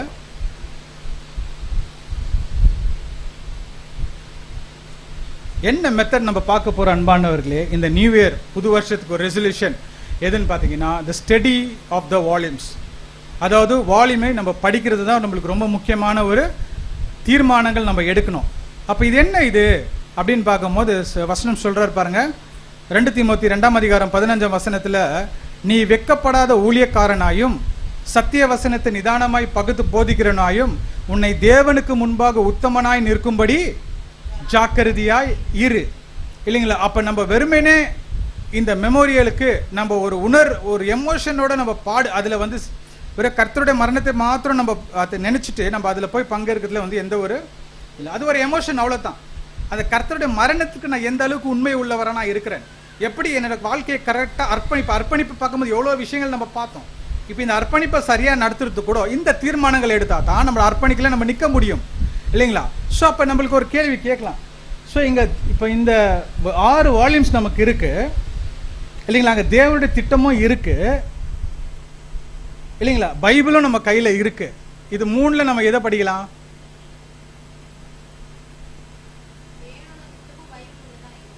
ஓகே, கரெக்ட் இல்லைங்களா? அதுதான் ரிசல்ட். 3மே படிச்சாகணும். இப்போ பாருங்க, ஏன் அந்த 6 வால்யூம்ஸை வந்து இன்னைக்கு ஒரு சிலர் வந்து தவறாக புரிஞ்சு கொண்டு பேசுறாங்கன்னு சொல்லும் போது சிஸ்டர் சொன்ன காரணம் தான். காம்ப்ரமைஸ் எடுத்துன்னு வந்துட்டா சபையில் என்ன பண்ணலாம், ஆளுங்களை சேர்க்கலாம் இல்லைங்களா? என்ன அதுதான் இன்னைக்கு நடக்குது சபையில். அப்போ நம்ம ஃபவுண்டேஷன் பைபிள் ஸ்டூடெண்டா உண்மையான வேதமானவர்களாக அர்ப்பணிக்கப்பட்டவர்கள் 7ஆம் தூதன் வழியாக வந்தவர்கள் என்ன கண்டுபிடிக்கணும்னு பார்த்தீங்கன்னா இந்த 6 வால்யூம்ஸ்க்கும் தேவனுடைய திட்டத்துக்கு என்ன சம்மந்தம்னு கண்டுபிடிக்கணும். அப்போ இந்த 6 வால்யூம்ஸ்க்கும் தேவனுடைய திட்டத்துக்கு என்ன சம்மந்தம்னு பார்த்தீங்கன்னா அன்பானவர்களே, இதுதான். இந்த 6 வால்யூமை தேவனுடைய திட்டத்தில் அப்படியே நீங்கள் புரிஞ்சு பார்க்கலாம். இப்போ எங்க பாருங்க, அப்போ முழு தேவனுடைய திட்டமே வந்து மையமாக இங்கே கொடுக்கப்பட்டுக்குது.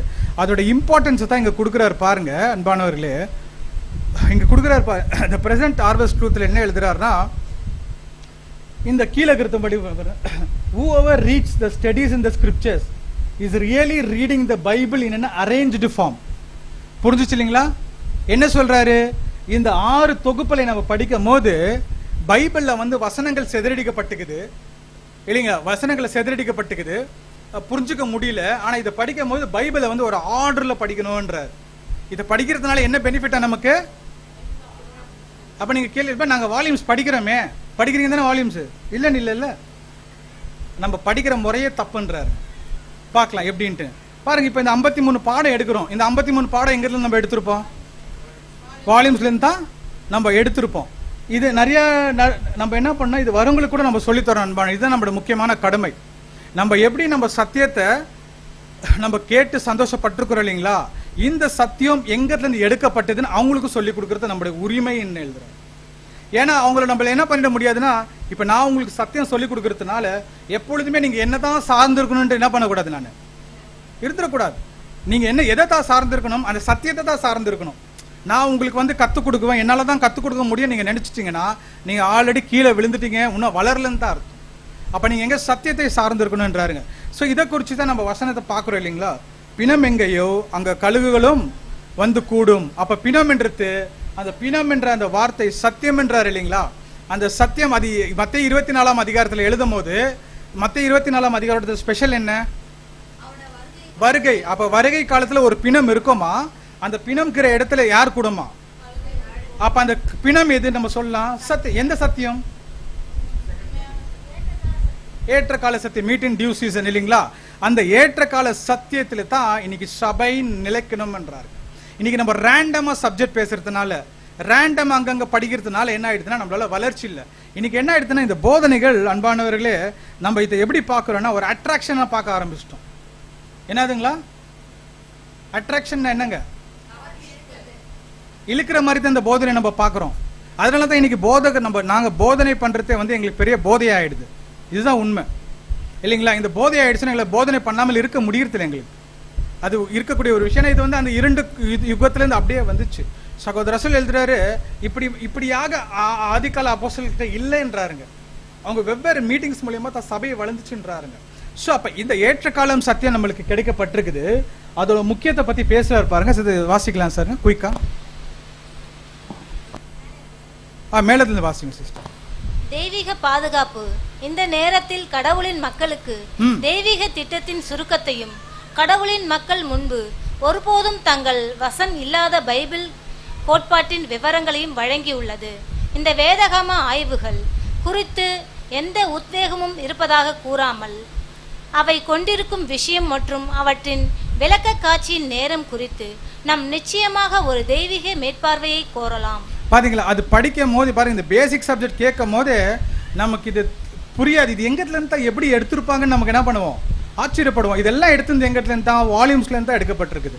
நீங்க ஆக்சுவலி பாருங்க, ஃபர்ஸ்ட் வால்யூமே நம்ம இன்னும் முழுசா படிச்சு முடிக்கல இல்லைங்களா? பேசிக் அந்த 53 நிறுத்தி இங்க ஊழியம் பண்ண வந்ததுனால தான் இன்னைக்கு இப்படிப்பட்ட இடர்கள் நம்ம மத்தியில இருக்குது அன்பானவர்கள். அப்ப என்ன சொல்றாருன்னா, அந்த சத்தியம் வந்து 1875க்கு மேல தேவன் சொன்ன அந்த 2ஆம் பிரசனத்துல பண்ணிருக்கிற வாக்கு தத்தங்கள் அது நம்ம கிட்ட வந்து நிறைவேறுதுன்றாரு. இந்த சத்தியத்தை அப்படியே நீங்க என்ன பண்ணணும்னா, இங்க கீழே இங்கிலீஷ்ல படிக்கிறேன் பாருங்க. Later we must introduce the truth seeker to the source of our own understanding. In fact, we have no right to keep anyone dependent on us for an understanding of the word of God. அப்ப சத்தியத்தை கிடைச்ச பிறகு, ஒருத்தர் சத்தியத்துக்குள்ள வந்த பிறகு அவங்கள எங்க தான் நம்ம அவங்களுக்கு காண்பிக்கணும்னு சொல்லும் போது இந்த இடத்துல நீங்க போய் என்ன பண்ணுங்க, போய் படிங்க. சத்தியத்தை நீங்க படிங்க. பர்சனல் ஸ்டடி பண்ணத்தான் இதுல வளர முடியும் இல்லைங்களா? சப்ஜெக்ட் வந்து நம்ம அப்படி இப்படின்னு எடுத்துட்டு போயிடுறோம். இதுல பெரிய விஷயமே இல்ல. பர்சனல் ஸ்டடி, எனக்கு என்னோட ஆவிக்குரிய பிரயோஜனத்துக்கு இந்த வால்யூம்ஸ் எந்த அளவுக்கு உதவிகரமாக இருக்கும் இல்லைங்களா? அப்படி படிக்கணும். அதே நேரத்தில் நம்ம எந்த காரணத்துக்கும் சகோதர சகோதரிகளை என்ன சார்ந்து இருக்காதபடிக்கு நீங்க எச்சரிக்கையா இருங்க. சகோதர சகோதரிகளை சார்ந்து இருக்காதபடிக்கு நீங்க எச்சரிக்கையா இருங்க. மாறாக அந்த சத்தியம் எங்கிருந்து கிடைக்கப்பட்டதோ அங்க போய் நீங்க படிக்கின்ற ஒரு விஷயத்தை கூட இங்க கொடுக்கிறாருன்ற ஒரு விஷயத்தை நம்ம பார்க்கிறோம். அன்பானவர்களே வாசிங்க சிஸ்டர். சரியான காலத்தில் ஆவிக்குரிய அறுவடை சத்தியம் மற்றும் இந்த அறுவடை காலத்தின் சிறப்பு ஏற்பாடுகளை பாராட்டாதவர்கள் இவர்கள் தயாரிக்கப்பட மாட்டார்கள். அவர்களை ஏமாற்றி தங்களை நோக்கி இழுக்க முயற்சிப்பவர்களால் இவர்கள் ஏமாற்றப்படுவார்கள். பாத்தீங்களா? இத படிக்காத, இந்த அறுவடை சத்தியத்தை புரிந்து படிக்காதவர்கள் போதகரை சார்ந்து இருக்கிறவர்கள் என்ன பண்ணிடுவாங்கன்னா, அந்த போதகர் என்ன பண்ணிடுவாங்களா, இவங்களை ஈஸியா என்ன பண்ணிடுவாங்களா, ஏமாற்று தன்னோட பக்கங்கள் என்ன பண்ணுவாங்களா, இழுத்துருவாங்க. அப்ப இழுத்துட்டு நம்முடைய கான்செக்ரேஷன் நம்ம என்ன பண்ணிடுவோம், இழுந்துருவோம். அப்ப நம்ம பண்ணக்கூடிய பஸ்காவும் சரி, எந்த ஒரு சபை காரியங்களையும் சரி, இதெல்லாமே ஒரு பாரம்பரிய செயல்பாடாகத்தான் மாறிடும் இல்லைங்களா? ஸோ இந்த செயல்பாடுகள் உண்மையும் உத்தமும் உண்மையான ஊழியக்காரனாக இருக்கிறதுக்கு அன்பானவர்களே நாம் படிக்கணும். Personal study very important. சார்ந்து இருக்காதீங்க. தேவனையும் கிறிஸ்துவையும் மாத்திரம் நீங்க என்ன பண்ணுங்க, சார்ந்துருங்க. அதனால எப்படி ஆரம்பிக்கணும் என்றாருன்னா, ஒரு நாளைக்கு 12 பேஜ் நீங்க படிங்கன்றார். இது எப்படி சொல்றாரு பாத்தீங்கன்னா, இது படிக்கும்போது கூட பைபிள் வச்சுக்கோங்க. நீங்க படிக்க படிக்க பைபிளுக்கு இது வசனம் ஒத்து போயினே இருந்துச்சுன்னா அடுத்தது உங்களுக்கு பைபிள் தேவைப்படுது, அப்படியே நீங்க தொடர்ந்து படிச்சுனே போயிடலாம். இது நம்ம வந்து புதுசு இல்லை, நம்ம ஆல்ரெடி எல்லாம் எடுக்கிற மோஸ்ட் ஆஃப் த சப்ஜெக்ட்ஸ் அதில் தான் எடுக்கிறோம். அதனால தான் தேவன் திட்டத்துக்கு அது இசைவாக இருக்குது இல்லைங்களா. ஸோ இது ரொம்ப முக்கியம்ன்றாருங்க. கிட்டத்தட்ட 23 மாசத்துல இது படிச்சு முடிச்சிடலான்றாருங்க. எவ்வளோங்களா? 6 வால்யூமை வந்து 23 மாசத்துல படிச்சு முடிச்சிடலான்றாருங்க. ஸோ இங்க சொல்றாரு பாருங்க, ஒரு சில விஷயங்கள் நம்ம வாசிக்கலாம். இதோட இம்பார்ட்டன்ஸ், முக்கியம் என்ன, இது படிக்கிறதோட முக்கியம் என்ன, வாசிங்க சிஸ்டர். பலர் பின்பற்றி வந்த ஸ்டடிஸ் இன் த ஸ்கிரிப்சர் நூலிலிருந்து தினமும் 12 பக்கங்களை வாசிக்கும் திட்டம் நாம் அறிந்த எந்த மற்ற முறையிலும் இல்லாத அளவுக்கு அதிகமான வேதகம படிப்பை அளிக்கிறது. பாத்தீங்களா? 12 அந்த பகுதியை நம்ம ஒவ்வொரு நாளும் படிச்சுன்னு வந்தோம்னா அதிகமான வேதாகமம் பாடங்களை நம்ம என்ன பண்ணிக்குவோமா, படிச்சு புரிஞ்சுக்குவோம். நீங்க பாத்தீங்கன்னா அன்பானவர்களே, இன்னைக்கு நீங்க இன்டர்நெட் எடுத்துட்டீங்கன்னா, நான் யூடியூபை பத்தி சொல்ல இல்லைங்களா, யூடியூபை பத்தி சொல்ல, பைபிள் ஸ்டூடெண்ட்ஸோட ரிசோர்சஸ், அதாவது என்ன சொல்றதுன்னா பைபிள் ஸ்டூடெண்ட்ஸ் சத்தியங்கள், வெப்சைட்ல இருக்கிற சத்தியங்கள், ரசூலோட சத்தியங்கள் எடுத்தீங்கன்னா இன்னைக்கு எல்லாருமே அதை தான் யூஸ் பண்றாங்க, irrespective of other denomination also. மற்ற கிறிஸ்துவ நண்பர்கள் சகோதரர்கள் அவங்க கூட அதை தான் யூஸ் பண்றாங்க. ஆனா சொல்றதுல அவ்வளவுதான், எங்க இருந்து எடுத்துட்டுன்னு சொல்றதுல. ஏன்னா அதிகமான புஸ்தகம் சேலான ஒரு காலப்பகுதி அது. நீங்க நிறைய பேர் அதை தான் யூஸ் பண்றாங்க, ஏன்னா யாரும் வெளியே சொல்றதுல. இன்னைக்கு நம்ம மத்தியில அப்படிதான் ஆயிட்டு இருக்குது. சப்ஜெக்ட் பேசுறது நம்ம என்ன பண்றதுல, சகோதர சகோதரி நீங்க அங்க போய் படிங்கன்னு நம்மளால என்ன பண்ண முடியுது உங்களுக்கு சொல்ல முடியும். நீங்க அங்க போய் படிச்சுட்டீங்கன்னா அடுத்தது நாங்க வரும்போது எனக்கு நீங்க மரியாதை கொடுப்பீங்களா? கொடுக்க மாட்டீங்க தானே.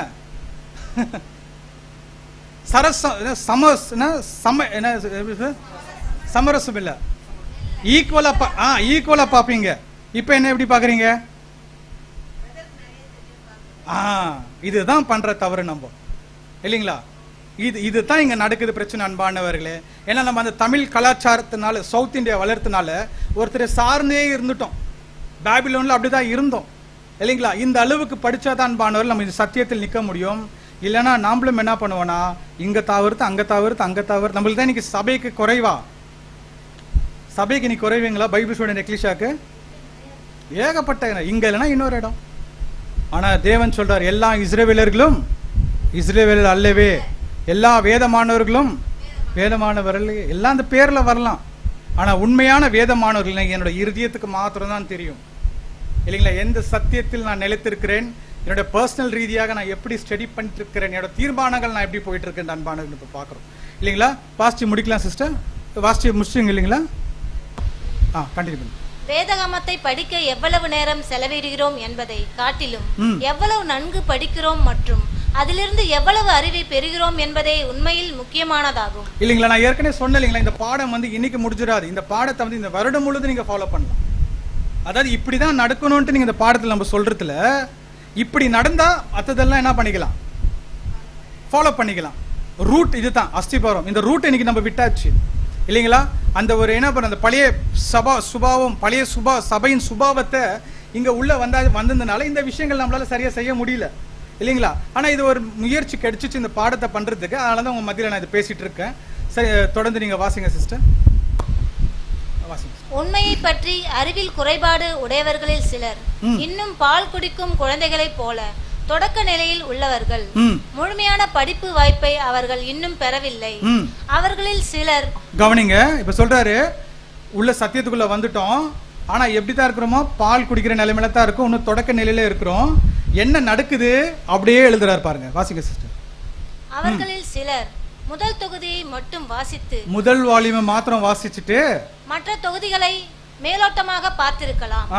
வேதகாம படிப்பு வகுப்புகள் இருப்பதை அறிந்து அவற்றில் கலந்து கொண்டு சகோதரர்களுடன் கலந்துரையாடி சில உரைகளை கேட்டு 6 தொகுதிகளின் முழு போதனைகளையும் தாங்கள் வாசித்து ஆராய்ந்து விட்டது போல் தாங்கள் அறிந்துவிட்டோம் என்று எண்ணிக்கொள்கிறார்கள். நடக்குதா? முதல் வால்யூம்ஸ் ஆல்மோஸ்ட் எல்லாம் பேசிக் சப்ஜெக்ட் கவர் ஆயிடுச்சு. அதனால முதல் வால்யூம் தொடுறதுல. ஆனா அதை படிச்சுட்டு நம்ம எப்படி இருக்கிறோமா, அது முதல் வால்யூம் படிச்சுட்டு உடனே என்ன பண்ணிக்கிறோமா, சப்ஜெக்ட் கேட்கறது, டிஸ்கஷனுக்குள்ள வருத்து வந்துட்டு என்ன நம்ம யோசிக்கிறோன்னா 6 வால்யூமை நான் என்ன பண்ண கேட்ட மாதிரியே ஒரு இதென்ன இருக்குல்ல நம்ம நம்மளுக்கு முடிச்சாச்சுப்பா நம்ம 6 வால்யூமும். எப்படி சில சப்ஜெக்ட் கேட்கறது, சில டிஸ்கஷனுக்குள்ள வருத்து இங்க என்ன இங்க மறந்து போயிடுறோம். பர்சனல் ஸ்டடி இல்லை. அதனால இது என்ன சொல்றாருன்னா, இதை பத்தி சொல்லும் போது அடுத்த கண்டினியூஷன் சொல்றாரு பாருங்க, இது ஒரு மிகப்பெரிய தவறு. This is a great mistake and more it is a serious mistake என்றார்.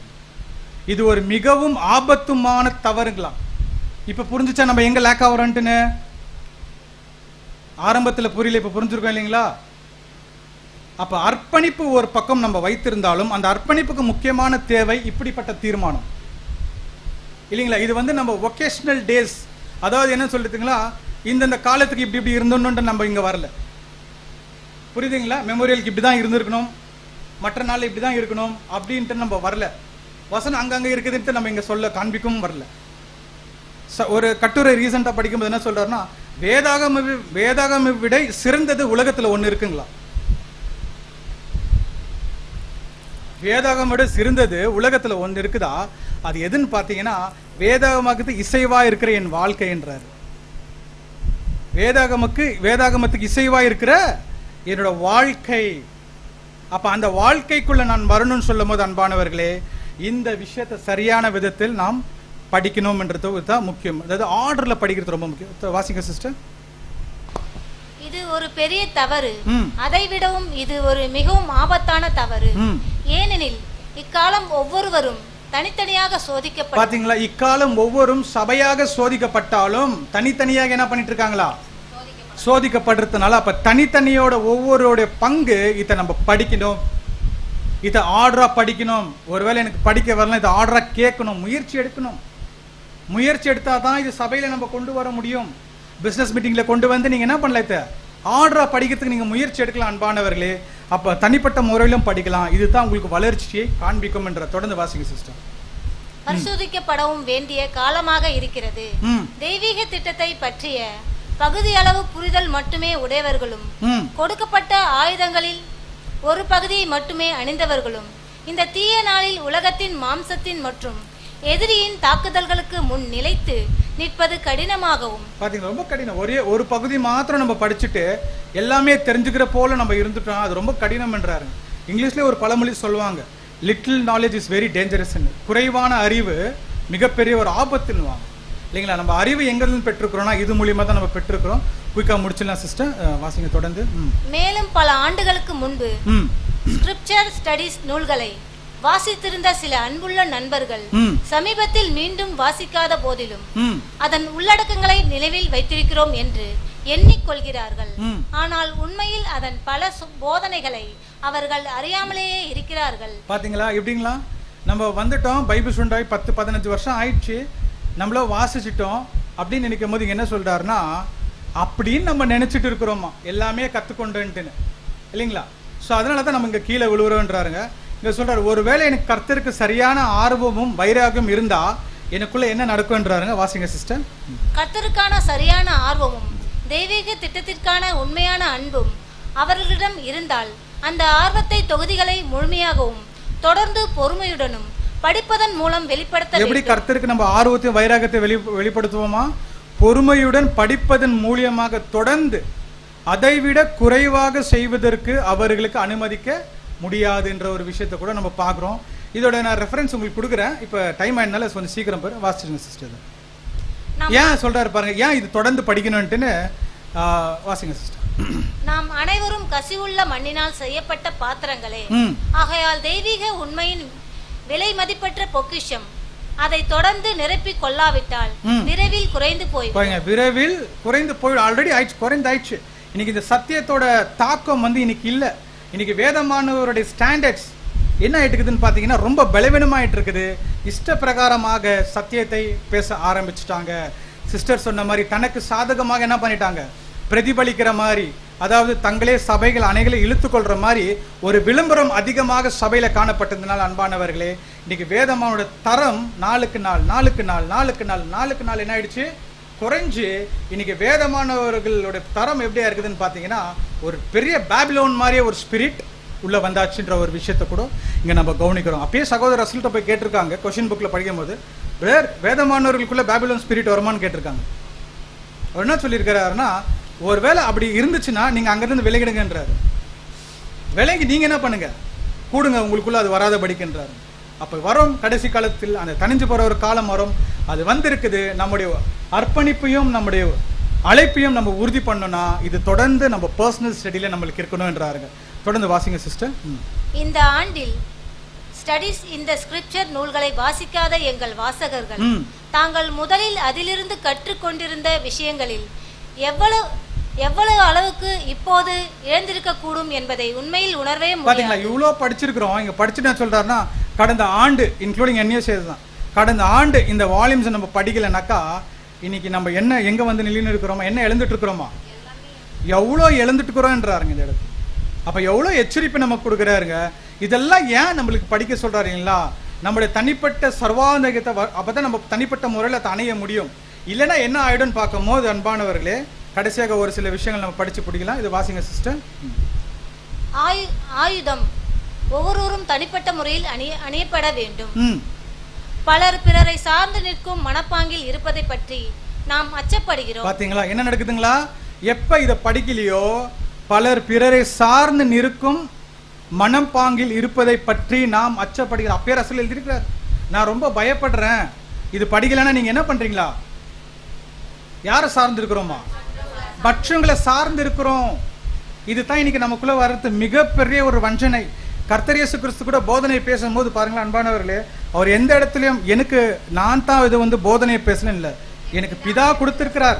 இன்னும் சில இடத்துல என்ன பேசுறாரு, அவரு சுயமாய் பேச. இன்னொரு சில இடத்துல மோசையோட நியாயப்பிரமாணத்தில் எழுதியிருக்குதுன்னு பேசுறார் இல்லைங்களா. அப்ப யாரை பத்தி பேசுறாரு அவரு, அப்ப மோசையை பத்தி பேசியிருந்தனால அது மோசையோட நியாயப்பிரமாணமா? ஏன்னா அந்த இடத்துல அந்த டூலாக மோசை அங்க தேவன் அங்க யூஸ் பண்ணியிருக்கிறார். அவர் ரெஃபரன்ஸ் கொடுக்கிறார் கர்த்தர். அதே போலதான் இன்னைக்கு நம்முடைய 7ஆம் கால சபையில் இருக்கும் போது கூட அன்பானவர்களே, நம்முடைய 7ஆம் தூதன் மூலியமா சத்தியம் வந்திருந்தனாலும் கூட அந்த சத்தியத்துல நிக்கிறோம் தவிர பிறரை யாருமே நம்ம சார்ந்திருக்க கூடாது. சார்ந்திருக்க கூடாதுன்னா அந்த போதனை இவங்க மூலியமா தான் போதனை எனக்கு வரும்ன்ற ஒரு விஷயத்த 7ஆம் தூதன் கொடுத்தாச்சு. அந்த டூல் அவர் அங்க கொடுத்து முடிச்சாச்சு இல்லைங்களா. ஆனா இங்க என்ன ஆயிடுச்சுன்னா இந்த போதக மூலியம் வந்து இன்னைக்கு அநேக சபைகளுக்குள்ள சில சலசலப்பு, சில என்ன சொல்ற சச்சரவுகள், பிரச்சனைகள், விரோதங்கள், பிளவுகள், இது காரணமே வந்து அந்த போதனை ஊழியம் என்ற ஒரு விஷயத்தை நம்ம பார்க்கிறோம். ஏன்னா எல்லாருக்கும் இந்த ஆசை எங்க வந்துருக்குதுன்னா இந்த ஒரு புல்பீட் என்ற ஒரு விஷயத்தை நம்ம பார்க்குறோம் அன்பானவர்களே பார்க்குறோம். ஸோ இந்த பாடத்தை நான் படிச்சது அன்பானவர்கள், நான் எடுத்த ஒரே டிசிஷன், என்னோட பாயிண்ட் ஆஃப் வியூவில் எடுத்த ஒரே டிசிஷன் அமைதியாக இருந்ததுன்னு ஒரு விஷயத்தை கற்றுக்கணும் இல்லைங்களா. என்ன கற்றுக்கணும்னா ஒரே ஒரு விஷயம், அமைதியாக இருந்து கற்றுக்கொள்ளலாம், கேட்கலாம், இன்னும் நிறைய கேட்கலாம். அந்த ஒரு டிசிஷனுக்குள்ள தான் நான் வந்திருக்கிறேன் இல்லைங்களா. ஸோ இது ரொம்ப மிகப்பெரிய ஒரு விஷயமாக இது படிக்கும் போது தொடர்ந்து வாசிங்க சிஸ்டர். ஏனெனில் அவர்கள் சார்ந்திருப்பவர்களின் வீழ்ச்சி இவர்களுக்கும் பேரழிவை ஏற்படுத்த. பாத்தீங்களா, ஒருவேளை யார் மேல சார்ந்திருக்கிறோமோ அவர் கீழே விழுந்துட்டாருன்னா அந்த சார்ந்தவர்களுக்கு கூட என்ன ஆயிடுமா, பேரழிவுல வந்துருன்றாருங்க. அதனால தான் இன்னைக்கு செதறடிக்கப்படுதுங்களா. நம்ம கண் முன்னாடியே பாக்குறோம் இல்லைங்களா. சத்தியத்துல வந்து பிறர் மேல சார்ந்து இருக்கும் போது சபைகள் உடையும் போது சில பேர் சத்தியத்தை விட்டே வெளியே போயிருக்கிறாங்க. காரணம் என்ன, இந்த பிராக்டிசஸ் உள்ள கொண்டு வரல இல்லைங்களா. தொடர்ந்து வாசிங்க சிஸ்டர். இந்த கோட்பாட்டை நாம் நீண்ட காலமாக உணர்ந்திருப்பதினாலேயே எங்கள் எல்லா எழுத்துக்களிலும் கர்த்தருடைய செய்தி எங்கள் செய்தியாக அல்ல அவருடைய செய்தியாகவே முன்வைத்துள்ளோம். ஒவ்வொரு போதனைக்கும் அதிகாரமும் வசனமும் தெளிவாக கொடுத்துள்ளோம். பாத்தீங்களா, ஒவ்வொரு போதனைக்கும் ஆதார வசனங்கள் தெளிவாக கொடுக்கப்பட்டிருக்குது. அதை நம்ம படிச்சா மாத்திரம் தான் நம்ம சத்தியம் நம்ம உள்வாங்க முடியும். தொடர்ந்து வாசித்து முடிச்சிடலாம் சிஸ்டர். யாரேனும் எங்களை அல்லது கர்த்தருடைய வார்த்தையை தவிர வேறு எதையாவது வழிகாட்டுதலுக்காக சார்ந்து கொண்டிருந்தால் அந்த குறை எங்கள் போதனைகளால் உண்டானதல்ல என்று. பாத்தீங்களா, ஒருவேளை இதை படிச்சு கூட நமக்குள்ள பிரச்சனைகள் வந்துச்சுன்னா அப்ப அங்க சுய போதனை இருக்குதுன்னு தவிர இந்த போதனைனா இல்ல உள்ள வரல, அது வந்து எங்களை சார்ந்தது இல்லைன்றாருங்க என்று நாங்கள் நம்புகிறோம். கிறிஸ்துவின் உடலில் அனைத்து அங்கங்களையும் தலைவனாகிய அவருடனான நேரடி தனிப்பட்ட தொடர்புக்குள் கொண்டு வருவதற்காகவே நாம் முயன்றுள்ளோம். புத்தகங்களும் பிரசங்களும் கொண்ட மதிப்பை நாம் புறக்கணிக்கவில்லை.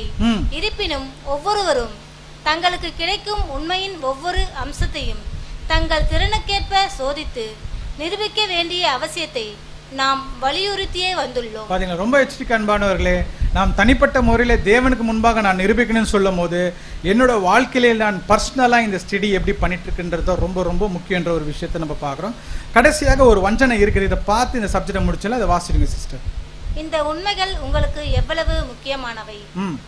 வேதாகமத்தை மட்டும் தனித்து ஆய்வு செய்வதனால் மக்கள் தெய்வீக திட்டத்தை புரிந்து கொள்ள முடியாமல் போகிறார்கள் என்பதை பாத்தீங்களா? ஒருவேளை வேதாகமை அந்த திட்டத்தை, அதாவது வேதாகமத்தை மட்டும் தனித்து ஆய்வு செய்கிறதுனால, வெறும் பைபிளை மாத்திரம் படிச்சு நாம என்ன நம்மளால புரிஞ்சுக்க முடியலன்னா தேவனுடைய திட்டத்தை என்ன பண்ண முடியல, புரிஞ்சுக்க முடியல. அதுக்கு தான் நம்ம ஆரம்ப பேசிக்ல இருந்து நம்ம பார்க்குறோம் அந்த சத்தியங்கள் எங்கிருந்து வந்திருக்குதுன்ட்டுன்னு.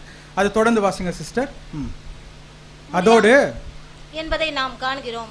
அதோடு மட்டுமல்ல, யாராவது ஒருவர் ஸ்கிரிப்சர் ஸ்டடீஸ் தொகுதிகளை பயன்படுத்திய பின்பும் அவற்றுடன் நன்கு பழகிய பின்பும் 10 ஆண்டுகள் தொடர்ந்து வாசித்த பின்பும் பின்னர் அவற்றை ஒதுக்கிவிட்டு புறக்கணித்து, பாத்தீங்களா? படிச்சவங்களுக்கு சொல்ற 10 ஆண்டு தொடர்ந்து வாசிச்சுட்டு நான் எல்லாம் புரிஞ்சுக்கினேன், எல்லாம் தெரிஞ்சுக்கினேன், அதை ஒதுக்கி வச்சுட்டு இருந்தேன்னா வேதாகமத்தை மட்டும் தனியாக அணுகினால் அவர் 10 ஆண்டுகள் வேதாகமத்தை புரிந்திருந்தவராக இருந்தாலும் எங்கள் அனுபவத்தின்படி 2 ஆண்டுகளுக்குள் அவர் ஆவிக்குரிய இருளுக்குள் சென்று விடுகிறார். கிளியரா சொல்றார். நான் வால்யூம்ஸை ஃபுல்லா படிச்சு முடிச்சுட்டேன், இனி நான் பைபிளை மாத்திரம் நான் யூஸ் பண்றேன்னு போனோமோ அவருக்கு இன்னும் ஏற்ற காலம் சத்தியம் புரியல. அவர் என்ன பண்ணிடுவார், அந்த 10 ஆண்டுகள்ல எவ்வளவு படிச்சாரோ அந்த 2 ஆண்டுக்குள்ளே ஒரு இருள்ல போயிடுவார் என்ற ஒரு விஷயத்தை எழுதுறார். அப்ப ஏற்ற கால சத்தியம் கொடுக்கப்பட்டிருக்குது, தேவனுடைய திட்டத்துக்கு இசைவாக கொடுக்கப்பட்டிருக்குது. இந்த திட்டத்தை நம்முடைய ஒவ்வொரு தனிப்பட்ட வாழ்க்கையில் நம்ம படிக்கும் போது அன்பானவர்களே, உண்மையான இந்த அர்ப்பணிப்புக்குள்ள நம்ம வர முடியும். அப்ப வரக்கூடிய அந்த பஸ்காலியம் நாம் தீர்மானங்கள் இருக்கும்போது, இப்படிப்பட்ட தீர்மானங்கள் எடுத்தோம்னா மற்ற எந்த தீர்மானங்கள் இருந்தாலும் நம்முடைய வாழ்க்கையில செய்து முடிக்க தேவன் தாமே கிருபை செய்வாராக. ஆமீன்.